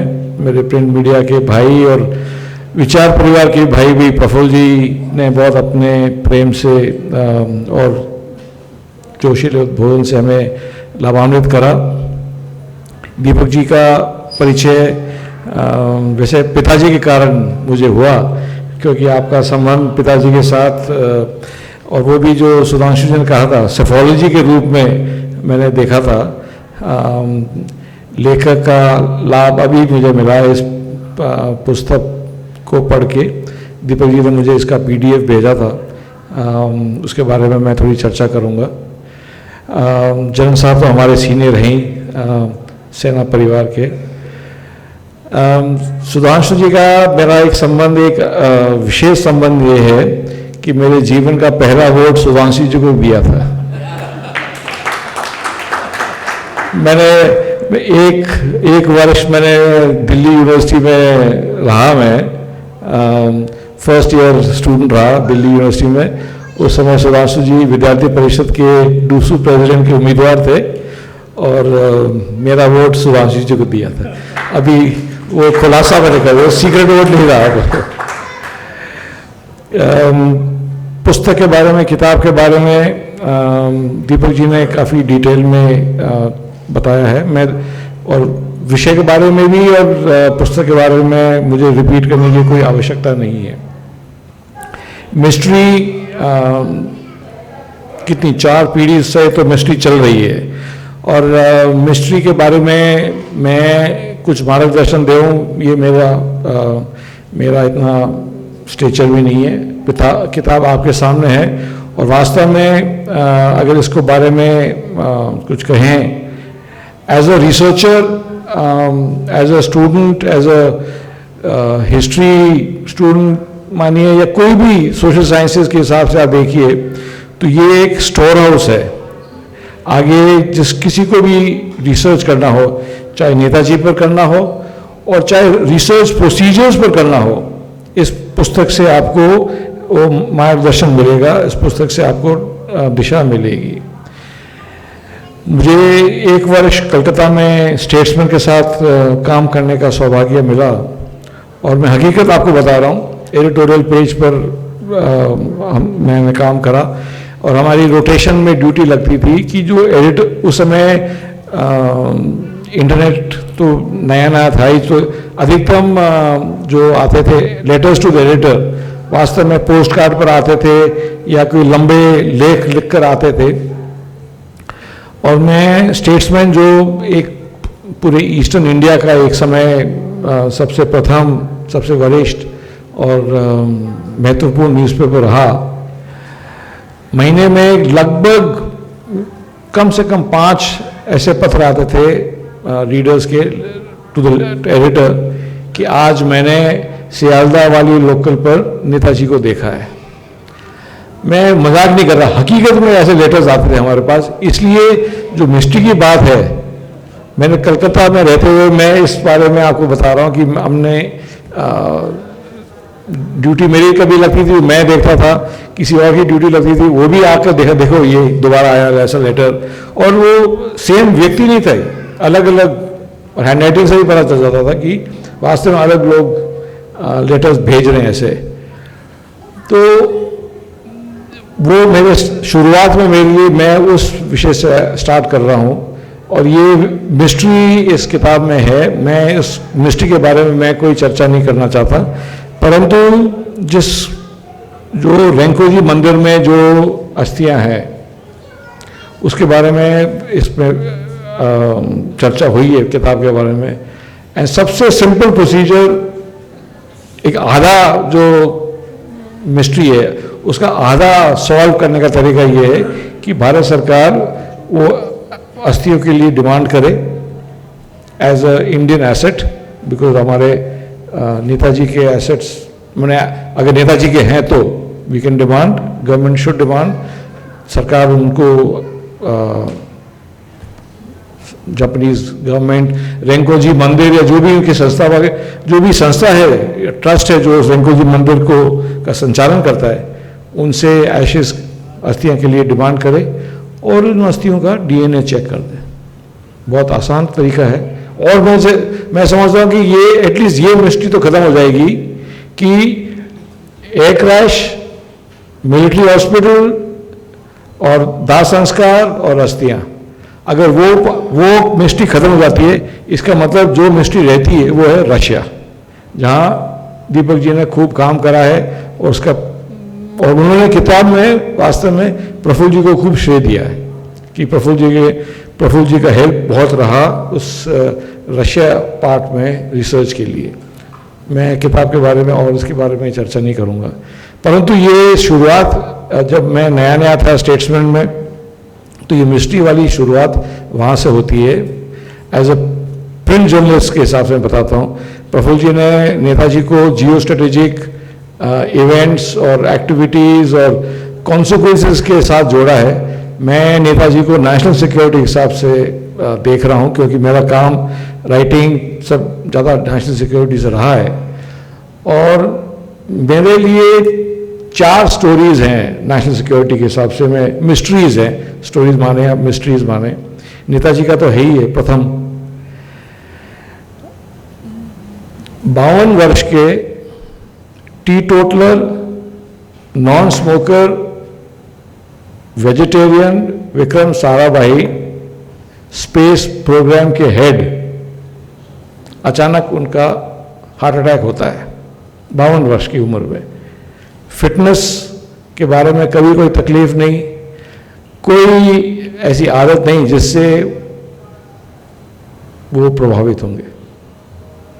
विक्रम साराभाई, स्पेस प्रोग्राम, ये कॉमन सेंस की बात है, क्योंकि इसलिए हमारे ऊपर प्रतिबंध अमेरिका और अन्य देशों ने लगाए थे कि अगर आपके पास स्पेस टेक्नोलॉजी है तो उसका मतलब आप एक ट्विस्ट करो, उस स्पेस रॉकेट को आप मिसाइल बना सकते हो। ये कॉमन सेंस की बात है, भले ही हम लिखित में बोले नहीं बोले, लेकिन टेक्नोलॉजी तो वही होती है, आपको ऊपर भेजना है, वापस लाना है। एक तो ऊपर जाएगा, ऊपर वापस नहीं आएगा, एक वापस आएगा। आपको री एंट्री टेक्नोलॉजी मास्टर करनी है। वो कोई, अगर आपको लॉन्च फैसिलिटी, लॉन्च टेक्नोलॉजी है तो री एंट्री भी आप कर सकते हो, कोई बड़ी बात नहीं है। तो उस समय विक्रम साराभाई की डेथ होती है जब इंडिया वापस लॉन्च फेज में था वास्तव में। उनसे कुछ वर्ष पहले डॉक्टर होमी भाभा का एक क्रैश होता है, जो बिना कोई संकोच, मुझे कोई संकोच नहीं कहने में, उस समय भी सब विश्व में उनको माना जाता था कि एशिया के number 1 nuclear scientist, atomic energy scientist, कुछ भी आप मानिए, एशिया में नंबर 1 थे तो डॉक्टर होमी भाभा थे। उनका एयर क्रैश जब वो वियना जा रहे थे इंटरनेशनल एटॉमिक एनर्जी एजेंसी की मीटिंग के लिए, उनका एयर क्रैश स्विट्जरलैंड में। ये मिस्ट्रीज मेरे करियर में आती रही। मैंने जब पढ़ता था, रिसर्च करा था आर्टिकल्स के लिए। और लास्ट मिस्ट्री मैं आपको बताता हूँ, क्योंकि मैं फिर जब वर्दी पहनी और मेरा रेजिमेंट, पैराशूट रेजिमेंट, हमें विमान से कूदने का सिखाया जाता है, कूदते भी हैं, और हम कूदते थे AN-32 एयरक्राफ्ट से। अधिकतम अभी भी AN-32 से ही कूदना पड़ता है। तो AN-32 का इंपोर्ट हुआ रशिया से, USSR, सोवियत यूनियन से, और 80 के दशक में USSR के बाद में इंडिया सबसे लार्जेस्ट यूजर ऑफ AN-32। मार्च 1986 में 3 नए AN-32 कीव से, जो अभी यूक्रेन में, कीव से फेरी हो रहे हैं इंडिया। उनको लैंड करना है जामनगर, मार्च 24 ऐसा डेट है 1986। और फेरी का मतलब या तो आप कुछ इक्विपमेंट डालो, उसको फेरी कर रहे हो, या रिपेयर मेंटेनेंस के बाद आप फेरी हो रहा है एयरक्राफ्ट, या उस समय वो तो फेरी हो रहे थे as a brand new aircraft. 3 साथ आ रहे थे, जिसमें ये विमान जो बीच में था उसका रजिस्ट्रेशन नंबर किलो 2729 ऐसा कुछ था, K2729 ऐसा कुछ रजिस्ट्रेशन नंबर। मस्कट में रिफ्यूलिंग होती है और उसके 1.5 घंटे बाद फॉर्मेशन फ्लाइंग, फेरी फ्लाइंग, फॉर्मेशन फ्लाइंग, बीच वाली एयरक्राफ्ट, बिना कोई नोटिस, बिना कोई मेडे सिग्नल, बिना कोई रेडियो मैसेज, प्लेन गायब। और उनको लैंड करना था जामनगर। ये मैं तो प्रिंट इंडियन एक्सप्रेस में था उस समय, मुझे एयरफोर्स मित्रों ने मुझे बताया ये भी हमारे लिए एक बड़ी मिस्ट्री है, तुम जब मिस्ट्रीज की बात करते हो। तो फिर मैंने कुछ रिसर्च करा, और फेरी, नए एयरक्राफ्ट फेरी हो रही है, एयरफोर्स की जिम्मेवारी है, तो पायलट, को पायलट एंड नेविगेटर, ये तो होते ही हैं, यही थे। परंतु उस एयरक्राफ्ट में 4 पैसेंजर्स भी थे। पैसेंजर्स के बारे में पूछा, इक्विपमेंट के बारे में पूछा, लोड के बारे में पूछा, तो जिस दिशा में बात जा रही थी, मैंने सोचा कि अच्छा ही है कि मैं इस दिशा में नहीं जाऊं देश के हित में। परंतु वो अभी भी मिस्ट्री है, मैंने उसको कंप्लीट नहीं करा। मैं नहीं कह रहा कि मैं सही था, सही दिशा में था, लेकिन हो भी सकता है कि कोई मुझे गलत दिशा में ले जा रहे हों।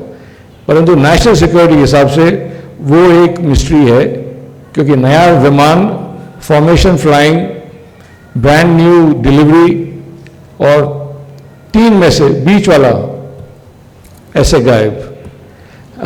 जामनगर से लगभग 400 मील समुद्र में, अरब महासागर में।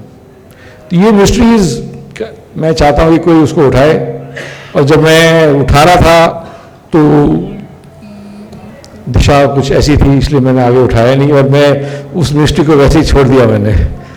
तो मैं दीपक जी को धन्यवाद देना चाहता हूँ, पवन जी को धन्यवाद देना चाहता हूँ कि उन्होंने उस मिस्ट्री को वापस मेरे जहन में उजागर करा, और कभी न कभी ईश्वर मौका दे तो उसका भी खुलासा हो जाएगा। बहुत बहुत धन्यवाद। जय हिंद, जय भारत।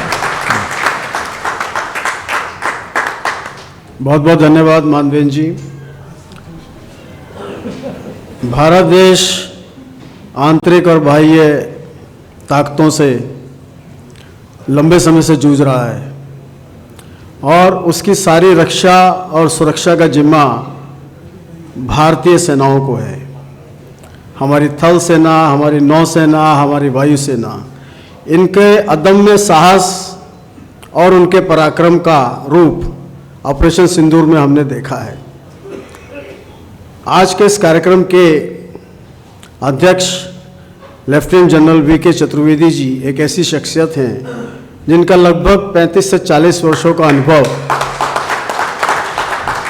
भारतीय थल सेना में रहा है।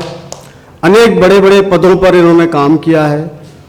भारतीय सेना का जो तोपखाना आज हम देख रहे हैं, उसको दिशा देने का काम जनरल चतुर्वेदी जी का है।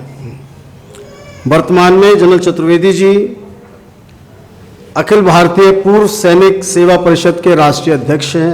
यह एक ऐसी संस्था है जो पूर्व सैनिकों को हर प्रकार से राहत देती है, उनके साथ खड़ी रहती है, उनके परिवार के साथ खड़ी रहती है, उनके बच्चों के साथ खड़ी रहती है और जो कर सकते हैं वो ये पूरा प्रयास करते हैं। तो ऐसे जनरल चतुर्वेदी जी जो इस कार्यक्रम के अध्यक्ष हैं, उन्हें मैं आमंत्रित करना चाहूँगा।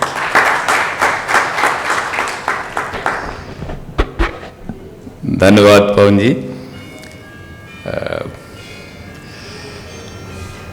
आदरणीय सुधांशु जी, जो कि मैं समझता हूँ परफेक्शनिस्ट हैं। मैं खो खो का जब इनॉग्रेशन हुआ था, इंटरनेशनल खो खो, मैं उस दिन गया था और जिस तरह से आपने उस सेरेमनी को कंडक्ट कराया, I think it was absolutely perfect. मैं समझता हूँ कि इनकी जो कैपेबिलिटीज़ हैं वो बहुत ही अद्वितीय हैं। हमारे कलीग इनाम मानवेंद्र सिंह जी, जो कि हमारे रक्षा मंत्री कैप्टन जसवंत सिंह जी के सपुत्र हैं, और दीपक जी जिन्होंने एक पुस्तक आज जिसका विमोचन हुआ है, उसका पूरा रिसर्च सब कुछ उनका क्रेडिट है। प्रोफेसर मिश्रा जिन्होंने बहुत अच्छी तरह से अपने वक्तव्य रखे, और प्रफुल्ल केतकर जी जो कि हमारे ऑर्गेनाइज़र के संपादक हैं, उन्होंने बहुत ही फोर्सफुल ढंग से जियो स्ट्रेटजी, जियो पॉलिटिक्स और नेताजी के बारे में हम सबको बताया। और अंत में मेरे छोटे भाई पवन अग्रवाल जी जो प्रभात प्रकाशन के साथ जुड़े हुए हैं, मुझे इनके फादर श्याम सुंदर जी से भी आशीर्वाद मिला है और मैं काफ़ी समय उनके साथ जुड़ा रहा। आज इस महान प्रबुद्ध वर्ग के बीच में अपने को पाकर मैं गौरवान्वित हूँ। ये सब अपनी अपनी फील्ड में एक बहुत ही शीर्ष स्तर पर हैं। आज जिस पुस्तक का विमोचन हुआ है, ये वाकई में अगर आप देखें, नेताजी सुभाष चंद्र बोस फॉर्मोसा एयरक्राफ्ट 1945, इसके बारे में जो पूरा डिटेल, जो रिसर्च, जो एक तरह से मैं कहूँ कि हर प्रशासनिक अधिकारी के अवरोध के बावजूद वहाँ पहुँचना, तमाम आर्काइव्स में जाना, पब्लिक लाइब्रेरीज में जाना और विश्व में असंख्य लोगों से बातचीत करना, और कम से कम नहीं तो 14-15 राष्ट्रों का एकदम यात्राएं करना, और केवल एक चीज़ के लिए कि उनको सच्चाई प्राप्त करने की कोशिश कर रहे थे। एक घटना इन्होंने मुझे पिछले करीब 3 महीने से मैं दीपक जी से संपर्क में हूँ, इन्होंने मुझे बताई, जिसका थोड़ा सा जिक्र इन्होंने अपनी जब ये भाषण में भी बताया था कि जब एक रशिया में एक पब्लिक लाइब्रेरी में बड़ी मुश्किल से ये एंट्री पाई वहाँ पर, और जब वो देख रहे थे उसमें एक ऐसा डॉक्यूमेंट इनको मिला जिसकी इन्होंने फ़ोटो ले ली, लेकिन बाद में वो उसकी कॉपी लेना चाहते थे ऑफिशियली, जिससे कि उसकी ऑथेंटिसिटी बढ़ जाए। उन्होंने पैसे जमा किए, लेटर लिखा, और जब उसी वक्त वहाँ पे सामने बैठकर और कहा कि उसकी मुझे कॉपी दे दी जाए, तो उनको जवाब मिला कि वो है ही नहीं, जो उसका थोड़ा सा इन्होंने से। ऐसी परिस्थितियों में जब इतने लोग, और मुझे पूरा विश्वास है उस वक्त केजीबी तो नहीं था, लेकिन केजीबी का फॉर्म अभी गया नहीं है, ये कि केजीबी ख़त्म हो गया, लेकिन मैं जब भी रशिया गया हूँ 2-3 बार, वहाँ पे जो भय है वो आपको बिल्कुल दिखता है। तो उस परिस्थितियों में आपने जिस तरह से ये कार्य किया है, ये इनकी कर्तव्यनिष्ठा, साहस, परिश्रम और जुनून, ये सब बिल्कुल आपको सबको महसूस किया होगा। इतना आसान नहीं था कि इतना डिटेल्स, जो जब आप देखेंगे इस पुस्तक को पढ़ेंगे कि किस तरह से इतना डिटेल्स, इतने एक्यूरेसी के साथ, सारे पूरा ऑथेंटिसिटी के साथ इन्होंने उसमें सब डिस्क्राइब किए हैं। ये सच्चाई के ट्रू सेंस में कहें तो ये भक्त हैं, और ये सच्चाई विश्व के सामने प्रदर्शित करने की इनका एक जो दिल में ठाना हुआ है वो जरूर इनको मिलेगा। मैं कुछ नेताजी के बारे में, जिसकी हम सब आज भी जो हमारे लिए प्रेरणा स्रोत हैं, उनके बारे में 2-3 शब्द कहूँगा। नेताजी एक संपन्न परिवार में, प्रतिष्ठित परिवार में कटक में पैदा हुए थे। इनके फादर जानकी दास बोस बहुत अच्छे वकील थे, समाज में बहुत उनकी प्रतिष्ठा थी। 13-14 भाई बहन थे ये लोग, बड़ा परिवार था। अच्छी शिक्षा ग्रहण की इन्होंने कटक में, और फिर बाद में प्रेसिडेंसी कॉलेज कोलकाता, और लेटर कैम्ब्रिज इंग्लैंड में। अच्छे स्टूडेंट थे। उस वक्त की जो इंपीरियल सिविल सर्विसेज IAS का प्रीकर्सर थी, उस परीक्षा में उत्तीर्ण हुए। लेकिन जब उन्होंने देखा अंग्रेजों ने जो क्रूरता, अत्याचार हमारे भारतवासियों के, हमारे भाई बहनों, हमारे बुजुर्गों, हमारे बच्चों पे किए, तो उन्होंने कहा मैं ऐसी सरकार की कभी भी सेवा नहीं करूँगा। त्यागपत्र दे दिया, भारत आ गए, स्वतंत्रता संग्राम में जुट गए। और 1943 में एक ऐसी ऑर्गेनाइजेशन, आज़ाद हिंद फौज, इंडियन नेशनल आर्मी, जो कि बिल्कुल कैप्टन मोहन सिंह ने, आप सबको मालूम है, रेज की थी, और विलुप्तता की जब विलुप्त होने वाली थी, उस संस्था में ऐसी जान भर दी उन्होंने, अपने जिस तरह से इंस्पायर किया उन्होंने, कि वो फिर से खड़ी हो गई अपने पैरों पे, और एक 60,000 की फौज उन्होंने तैयार कर दी, which operated in the most inhospitable, rugged terrain of the northeast and most inclement weather. Even today, the Indian Army faces difficulties in operating in those areas. ऐसी जगह पे इस तरह से, and what he did, थोड़ा सा प्रफुल्ल जी ने उसका और दीपक जी ने भी रेफरेंस दिया है। He created such an army which beat the mighty British army in Moirang, Imphal के बिल्कुल पास है, on 14th April 1944। और वहाँ पे अपना भारत का कार्यालय, जो आज भी है एक म्यूजियम के रूप में वहाँ पे बना हुआ है, हर साल 14 अप्रैल को वहाँ पे बहुत बड़ा फंक्शन होता है। मुझे भी सौभाग्य मिला है 2-3 बार जाने का वहाँ पे। लेकिन this was the personality of Netaji Subhash Chandra Bose. What he had to give to them? Nothing. That famous slogan, नारा जो आप सबने सुना होगा बचपन में, तो मुझे खून दो मैं तुम्हें आज़ादी दूंगा। That is the man he had nothing to give to you, but what he created, that 60,000 force, is remarkable. He was such a visionary. दूरदर्शिता थी उन्होंने 1943 में। He said कि जब तक भारत का पूरा जन जन इस संग्राम में नहीं पार्ट लेगा, भारत स्वतंत्र नहीं होगा। ही क्रिएटेड अ महिला battalion, Rani Lakshmibai battalion, led by Captain Lakshmi Sehgal in 1943.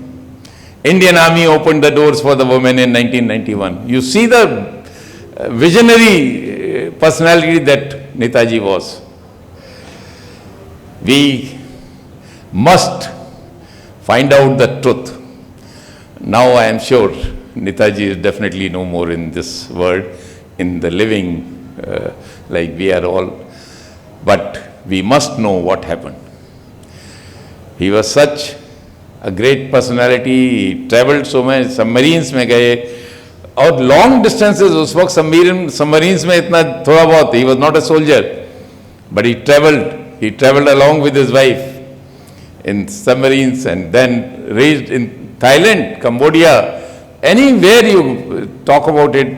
Just on 15th, the people in Cambodia had a webinar in which they were only talking about Netaji Subhash Bose. So, I'll just went through this, इसका जो प्रारूप था, draft जो इन्होंने दीपक जी ने मुझे दिया था, and I was so impressed by the complete work. It speaks volumes about his, इन्होंने जो अथक परिश्रम किया है, कर्तव्य परायणता के साथ किया है, अपने साहस के साथ, because his life was in danger when he was trying to get these facts. And I must appreciate his wife. I think Meenu जी यहाँ पे बैठी हैं, जिन्होंने उनका साथ पूरे संघर्ष में दिया, और किसी भी समय, number of times she also must have been under threat, and the patience, just waiting, is also, she deserves a lot of compliments.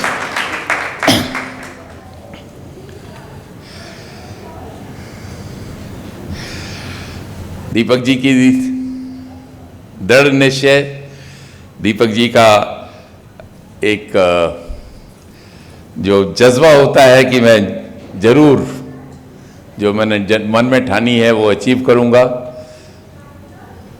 जो गुरु गोविंद सिंह जी का वो फेमस आप लोगों ने भी सुना होगा, दे शिवा वर मोय है शुभ कर्मंते का मुँह न टरूं, जा लड़ूं नर में जब जाए लड़ूं निश्चय कर अपनी जीत करूं, वो जज्बा इनके दिल में है। और वो ही मैं सोचता हूँ कि एक ऐसी चीज़ है जो अभी भी कुछ अनुत्तरित प्रश्न रह गए हैं, उनका उत्तर भी जरूर हमको मिलेगा। और नेक्स्ट जनरेशन, मुझे बहुत आशाएं हैं अपनी भारत की अगली पीढ़ी से। मैं समझता हूँ कि ये ज़्यादा इंक्विजिटिव हैं, दे आर मोर टेक्नोलॉजी से भी, इनके दिल में भारत के लिए बहुत अपार प्रेम है। और इसलिए मुझे पूरा विश्वास है कि जो कल मानवेंद्र जी ने 4 रहस्य बताए, उसके अलावा मैं एक और लाल बहादुर शास्त्री जी का भी उसमें जोड़ सकता हूँ। सुनील जी यहाँ बैठे हैं, वो भी एक रहस्य ही है। और इन सब के उत्तर हमको मिलने चाहिए, और ये बहुत बड़ी चीज़ होगी। और ये बच्चे हमारे जो यहाँ पर कुछ हैं, नेक्स्ट जनरेशन भी हमारी यहाँ बैठी हुई है, ये जरूर इसको पूरा करेगी। और बहुत से विद्वान जो इस रहस्यों को सुलझाने में लगे हुए हैं, इसमें इतना डाटा है, और जिस तरीके से क्रोनोलॉजिकल ऑर्डर में कि कितने उनके फ्रेंड्स थे, कि क्या फैमिली की डिटेल्स हैं, कब वो कहाँ पर थे, ये सब क्रोनोलॉजिकल ऑर्डर में जो किताब में दिया गया है, ये अद्भुत है। मैं समझता हूँ कि जो एक काम इतना आसान नहीं है। जरूर उन्होंने 3-4 वर्ष तो डेफिनेटली इसको क्रोनोलॉजिकल ऑर्डर में लगाना, डाटा कलेक्ट करना, और इसको सही दिशा में दिखाना सबको, देशवासियों को और विश्व में। लोग इस पर रिसर्च करेंगे, जो डाटा इन्वेस्टिगेटिंग एजेंसीज हैं उनके लिए ये बहुत महत्वपूर्ण डाटा है, डॉक्यूमेंट्स हैं इसमें। और उन सब की वजह से मैं समझता हूँ कि ये पूरा विश्वास है कि इस किताब एक बहुमूल्य डॉक्यूमेंट के तौर पर सबके लिए उपलब्ध होगी।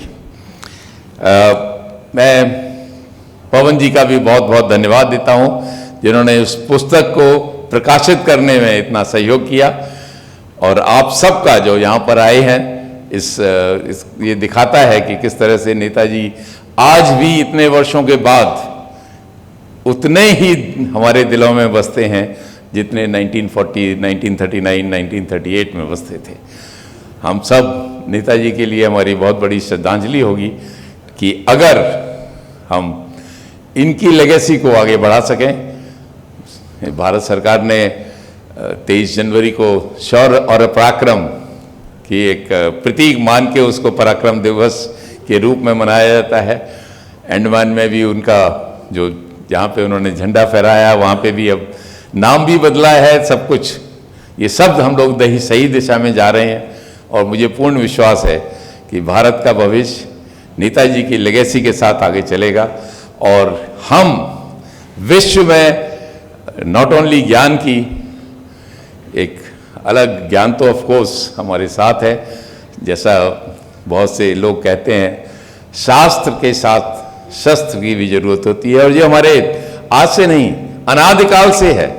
अगर हम लोग वेद, पुराण, उपनिषद ये सब हम पढ़ते, सुश्रुत, वाराहमी, भास्कराचार्य, आर्यभट्ट, ये सब हमारे देश में के बुजुर्ग थे जो साइंस और टेक्नोलॉजी में उनकी एक अलग हस्ती थी।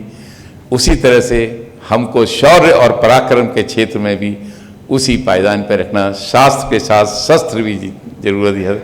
अगर हम माँ सरस्वती की पूजा करते हैं तो माँ दुर्गा और माँ काली की भी पूजा करते हैं, ये बहुत जरूरी है। जय हिंद, जय भारत।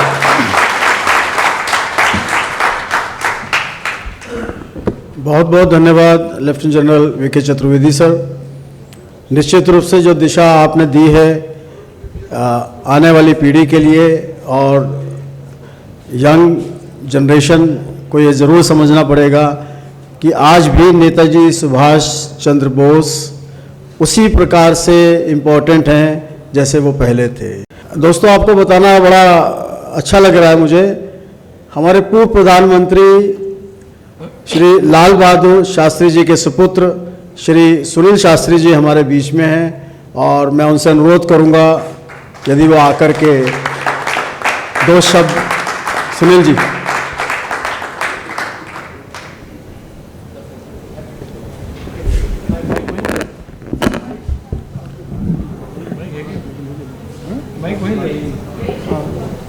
माइक को है, दूसरा वाला माइक है, वायर माइक। अच्छा चलो यहीं बेटा जरा पकड़ लेना सूरज, सर को जरा लेके।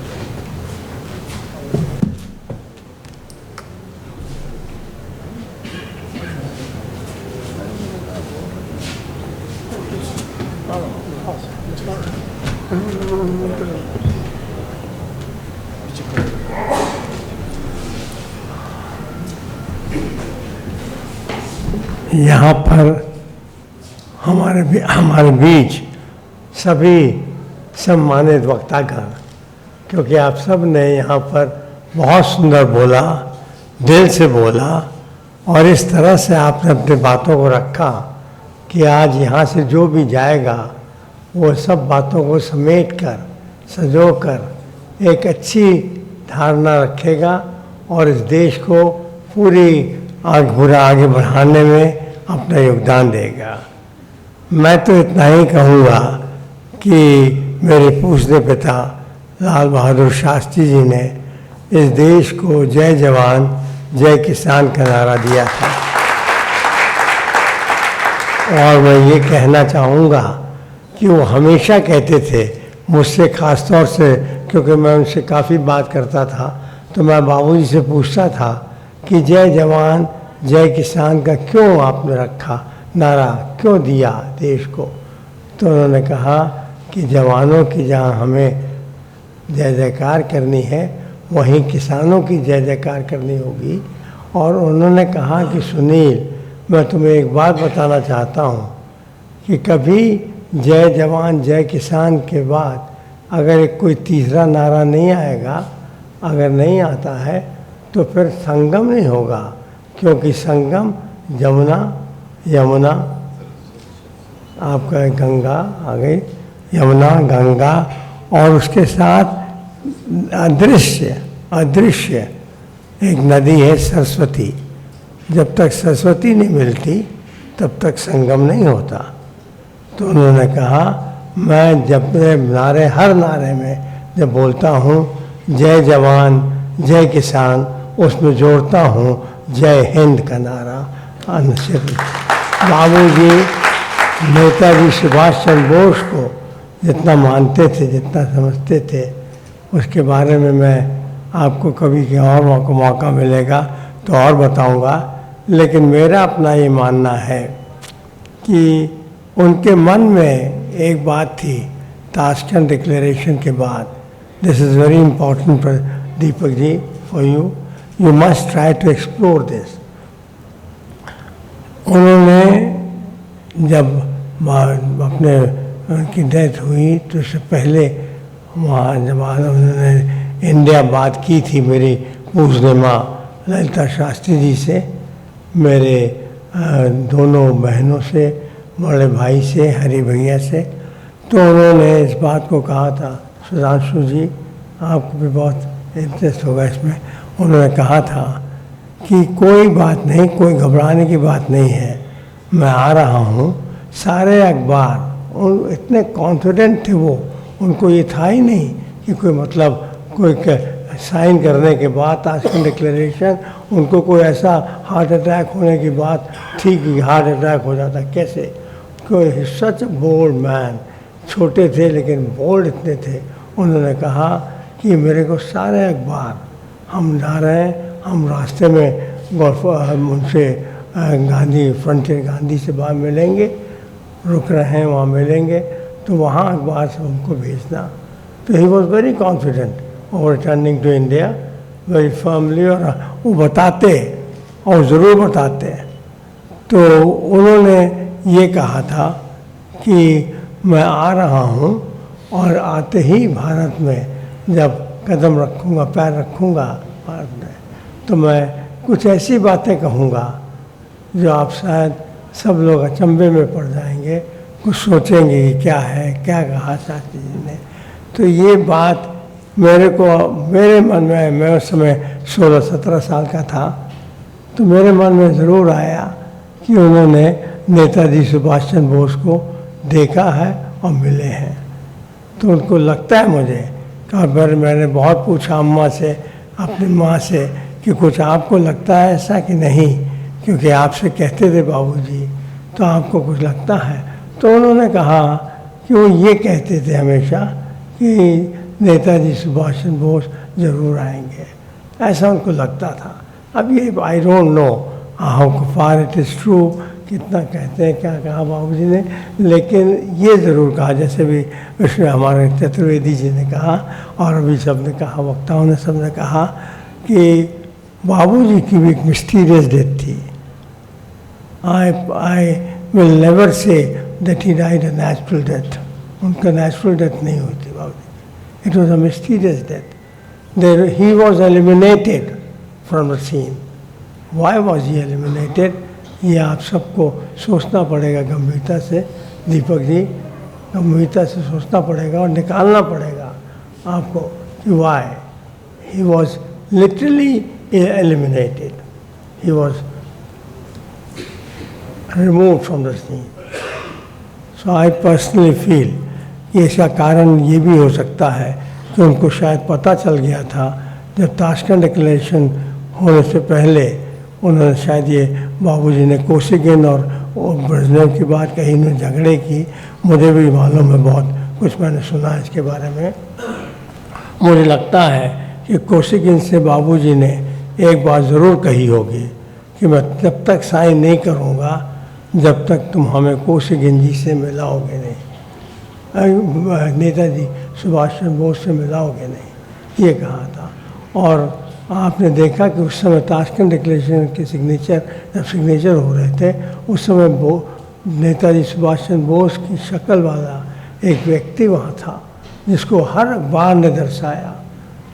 एवरी पेपर शोड कि इसमें ही वॉज नेताजी सुभाष चंद्र बोस। अगर नेताजी सुभाष चंद्र बोस वहाँ थे और उसके बाद बाबूजी ने साइन किया ताशकंद डिक्लेरेशन, तो बाबूजी ने कोसिगिन ने बाबूजी को जो प्रॉमिस किया था कि मैं आपको नेताजी सुभाष चंद्र बोस से मिलाऊंगा, तो वो मिलाया। तो उसके बाद they had to eliminate Lal Bahadur Shastri, because international जो पॉलिटिक्स थी उसमें बहुत बड़ा एक उसमें मामला था ये। तो आई थॉट टुडे आप सबके सामने मैं भी अपने दिल की बात कह दूं। मुझे भी लगता है कि बाबूजी डिड मीट नेताजी सुभाष। तो मैं इन शब्दों के साथ थोड़ा भावुक हो गया था। मैं बहुत सुन रहा था आप लोगों के भाषण, तो मुझे बहुत भावुक हो गया था। मैं आई वॉज रियली मूव्ड। मुझे लगा कि मैं भी कहूँ, तो ये दीपक जी कह रहे थे कि आप भी कह दीजिए, तो फिर मैंने कह दिया। और जो कहना था मुझे, मैंने सब कह दिया, खोल के कह दिया, क्योंकि मैं मानता हूँ कि यस ही नेताजी सुभाष चंद्र से ज़रूर मिले थे शास्त्री जी। मैंने अपने ताशकंद फाइल जो मूवी आई है उसमें मैंने एक इंटरव्यू दिया है। उस इंटरव्यू में मैंने कहा कि बाबूजी ने ये कहा था कि मैं लौटूंगा जब भारत में तो कुछ ऐसी बातें कहूँगा, ऐसी बातें बताऊँगा भारत के लोगों को, वो सब लोग उछल पड़ेंगे, कूद पड़ेंगे। कोई इस सिग्नेचर ऑफ ताशकंद जो वो है उसमें कोई डॉक्यूमेंट में कोई नहीं कुछ कहेगा। तो बाबूजी वॉज कॉन्फिडेंट, वेरी कॉन्फिडेंट। और इतने, और नहीं तो उनको अगर ये होता कि कोई हार्ट अटैक हो जाएगा तो क्यों कहते फ़ोन करके कि सारे अखबार हमारे को भेजो, वहाँ पर हम पढ़ेंगे। क्या सोचते हैं लोग वहाँ पर। All these things do prove that he was not a weak man, he was a very bold man. तो उनको हार्ट अटैक का तो सवाल ही नहीं होता। I totally disagree। और मैं ये बात पूरा स्पष्ट रूप से कहना चाहता हूँ। और I would like to say tell Deepak ji that he must take a note of it कि बाबूजी never died a natural death, it was a mysterious death। And I feel that I Manvendra ji को मैं कहूँगा कि आप लेकिन मैं आपसे कहूँगा कि I respected your father like anything. Jaswant Singh ji, मैं उनके साथ जब मैं जनरल सेक्रेटरी था पार्टी का, भारतीय जनता पार्टी का, सुधांशु जी जानते हैं, मैं जब कई वर्षों तक रहा, मैं 2-3 साल रहा general secretary of BJP. I remembered and I respected Jaswant Singh ji the most. और मैं बहुत उनको याद करता था, हमेशा उनके पास जाता था, तो उनका भी लगता था, मुझे बहुत लगता है। तो इसलिए मैं ज़रूर कहूँगा कि I would like all of you, हमारे खासतौर से सुधांशु मित्तल जी से मैं कहूँगा कि ज़रूर इस पर ध्यान दें कि बाबूजी का भी मिस्ट्री को निकालने की चेष्टा करें। क्योंकि मैंने तो लिखा, नरेंद्र मोदी जी को लिखा है मैंने लेटर, लेकिन नरेंद्र मोदी जी ने भी इस पर कोई कार्रवाई नहीं की। तो इसलिए मैं चाहूँगा कुछ आप सब लोग, जनता की मांग होनी चाहिए। और मुझे लगता है कि इसमें हर्ज नहीं है, एक प्रधानमंत्री अगर बाहर के मुल्क पर मरता है और उसकी डेथ हो जाती है और नहीं आता वापस, तो उस पर कोई ना कोई विचार तो करना ही चाहिए सरकार को जिसका प्रधानमंत्री मर गया। Let the Indian government think it over, ये मैं ज़रूर कहूँगा। बहुत बहुत धन्यवाद, आप सबका आभारी हूँ। आप सबका बड़ा सबको चाहने वाला व्यक्ति हूँ। मैं शास्त्री जी की तरह अपने पूरे देश को अपना परिवार मानता हूँ। बाबूजी का भी ये कहना था कि तुम 4 लड़कों और 2 लड़कियों तक मेरा परिवार सीमित नहीं है सुनील। तुम ऐसे गुस्सा हो गए, नाराज़ हो गए मुझसे। मैं स्कूल जा रहा था, उन्होंने कहा नहीं, आप हमको पूछते भी नहीं कि पढ़ाई लिखाई नहीं होती, क्या कर रहे हैं। तो उन्होंने कहा कि भाई क्या हो गया। तो उन्होंने कहा 20-21 दिन गुजर गया, हमसे आपने पूछा भी नहीं, बात नहीं की। तो उन्होंने मेरे पास आए, मेरे कंधे पर पीठ पर हाथ रखा, मेरे अपना हाथ कंधों पर रखा और कहा कि सुनील, मैं तुमको सिर्फ इतना बताना चाहता हूँ कि इस देश के लोगों ने मुझे कैसे ओहदे पर जा बैठाया है, इस देश का प्रधानमंत्री बना दिया है, वज़ीर आज़म बना दिया है, जहाँ मेरा परिवार केवल तुम 2 लड़कियाँ और 4 लड़कों तक सीमित नहीं है। 2 बहनें और 4 हम लोग भाई थे। उनका 4 लड़कों और 2 लड़कियों तक सीमित नहीं है। ये पूरा भारत मेरा परिवार है और उसकी देख रेख करना मेरा फर्ज है, कर्तव्य है। वो तो ऐसे आदमी थे, कर्तव्य है। और तो कहाँ से वो उनको हार्ट अटैक हो जाएगा एक दस्तखत करने पर और मर जाएंगे, ये कोई सोच ही नहीं सकता था। लेकिन फिर भी देखिए एक अनफॉर्चुनेट चीज़ हुआ, जैसे बाबूजी को तकलीफ हुई।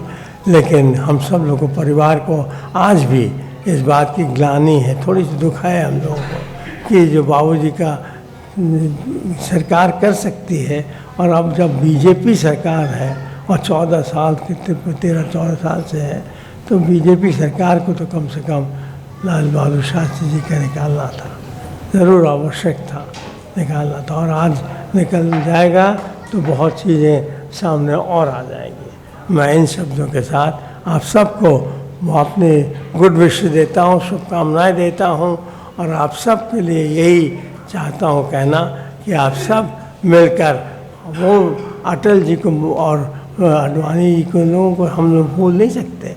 अटल जी का भी एक बहुत बड़ा योगदान रहा। तो मैं तो वही कहूँगा, सारी वसुधा कुटुंब मानकर चलना धर्म हमारा, हम हैं केवल हिंदुस्तानी, हिंदुस्तान हमारा। बहुत बहुत धन्यवाद। ये हम लोगों के लिए बहुत सौभाग्य की बात है कि पूर्व प्रधानमंत्री लाल बहादुर शास्त्री जी के सुपुत्र श्री सुनील शास्त्री जी आज हमारे बीच में थे, और उन्होंने जो बातें हमें बताई वो वास्तव में बहुत ही महत्वपूर्ण हैं, और इस पर बहुत गहन विषय पर सरकार का और यंग जनरेशन का बहुत ध्यान जाना चाहिए। दीपक जी 2 शब्द और कुछ कहना चाहते हैं? दीपक जी प्लीज़।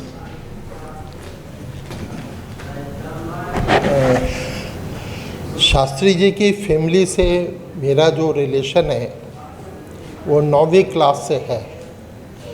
जब मैं पिलानी में पढ़ा करता था तो इनके जो छोटे भाई थे अशोक, हमें बच्चू भैया बोलते थे, वो मेरे साथ, मैं उनके रूम में रहा हूँ 6 महीने तक लगातार, क्योंकि मेरे को हॉस्टल में कमरा नहीं मिला था। 6 महीने के बाद कमरा मिला। एंड जो भी कुछ हुआ बाबूजी के साथ वो बहुत ही गलत हुआ, और इसीलिए मैंने अपनी स्पीच में बोला, जो मैंने डॉक्यूमेंट्स आपको दिखाए उसमें बोला कि इसका रिलेशन ताशकंद समझौते से स्टार्ट होता है और उनकी इंटरनल पॉलिटिक्स तक जाता है। तो मैं जो भी नॉवल लिखूंगा उसके अंदर बहुत कुछ पता है कि क्या हुआ वहाँ पे, और जैसे मैंने जिक्र किया कि कोई भी नहीं जिंदा बचा जो उनका पर्सनल स्टाफ था। कैसे पॉसिबल है ये शर्म की बात है हमारी एजेंसीज के लिए और हम लोगों के लिए। How is it possible? लेकिन इसका कोई इन्वेस्टिगेशन नहीं हुआ, बड़े दुख की बात है। और मैं कोशिश करूँगा, कुछ कह नहीं सकते कि क्या हो सकता है, क्योंकि ये सारी चीज़ें GRU के आर्काइव्स में होती हैं, और GRU के आर्काइव्स से अभी कोई पेनिट्रेशन हमारा तो है नहीं, ना ही कोई सोर्स है जो कि वहाँ तक की इन्फॉर्मेशन निकाली जाए। लेकिन ज़रूर इस विषय पे सोचना चाहिए, करना चाहिए, और वो फाइलें यहाँ से हम इकट्ठी कर सकते हैं जिसको पर इन्वेस्टिगेट हो सकता है कि वो लोग आज उनकी फैमिली जिन्होंने एक्सीडेंट किया उनकी क्या कंडीशन है। ये सब चीज़ तो हो ही सकती है, ये तो हिंदुस्तान में हो सकता है, इसके लिए आपको रूस जाने की ज़रूरत नहीं। लेकिन जो लोग रूस उस समय भाग गए थे डेथ के बाद शास्त्री जी की, उन लोगों को ढूंढना आज की डेट पे इम्पॉसिबल है, क्योंकि उनकी तो डेथ हो चुकी होगी और क्या पता उसे रूस में कहाँ रखा होगा, क्या होगा, वो बहुत डिफ़िकल्ट है पता करना। लेकिन मैं ज़रूर आपको वायदा करता हूँ, मैं कोशिश करूँगा। Thank you. धन्यवाद दीपक जी। दोस्तों, यहाँ कार्यक्रम का हम समापन करने जा रहे हैं, और मैं रिक्वेस्ट करूँगा सुश्री सुरभि श्रीवास्तव जी से कि वे मंच पर आकर राष्ट्रगान गाने की कृपा करें।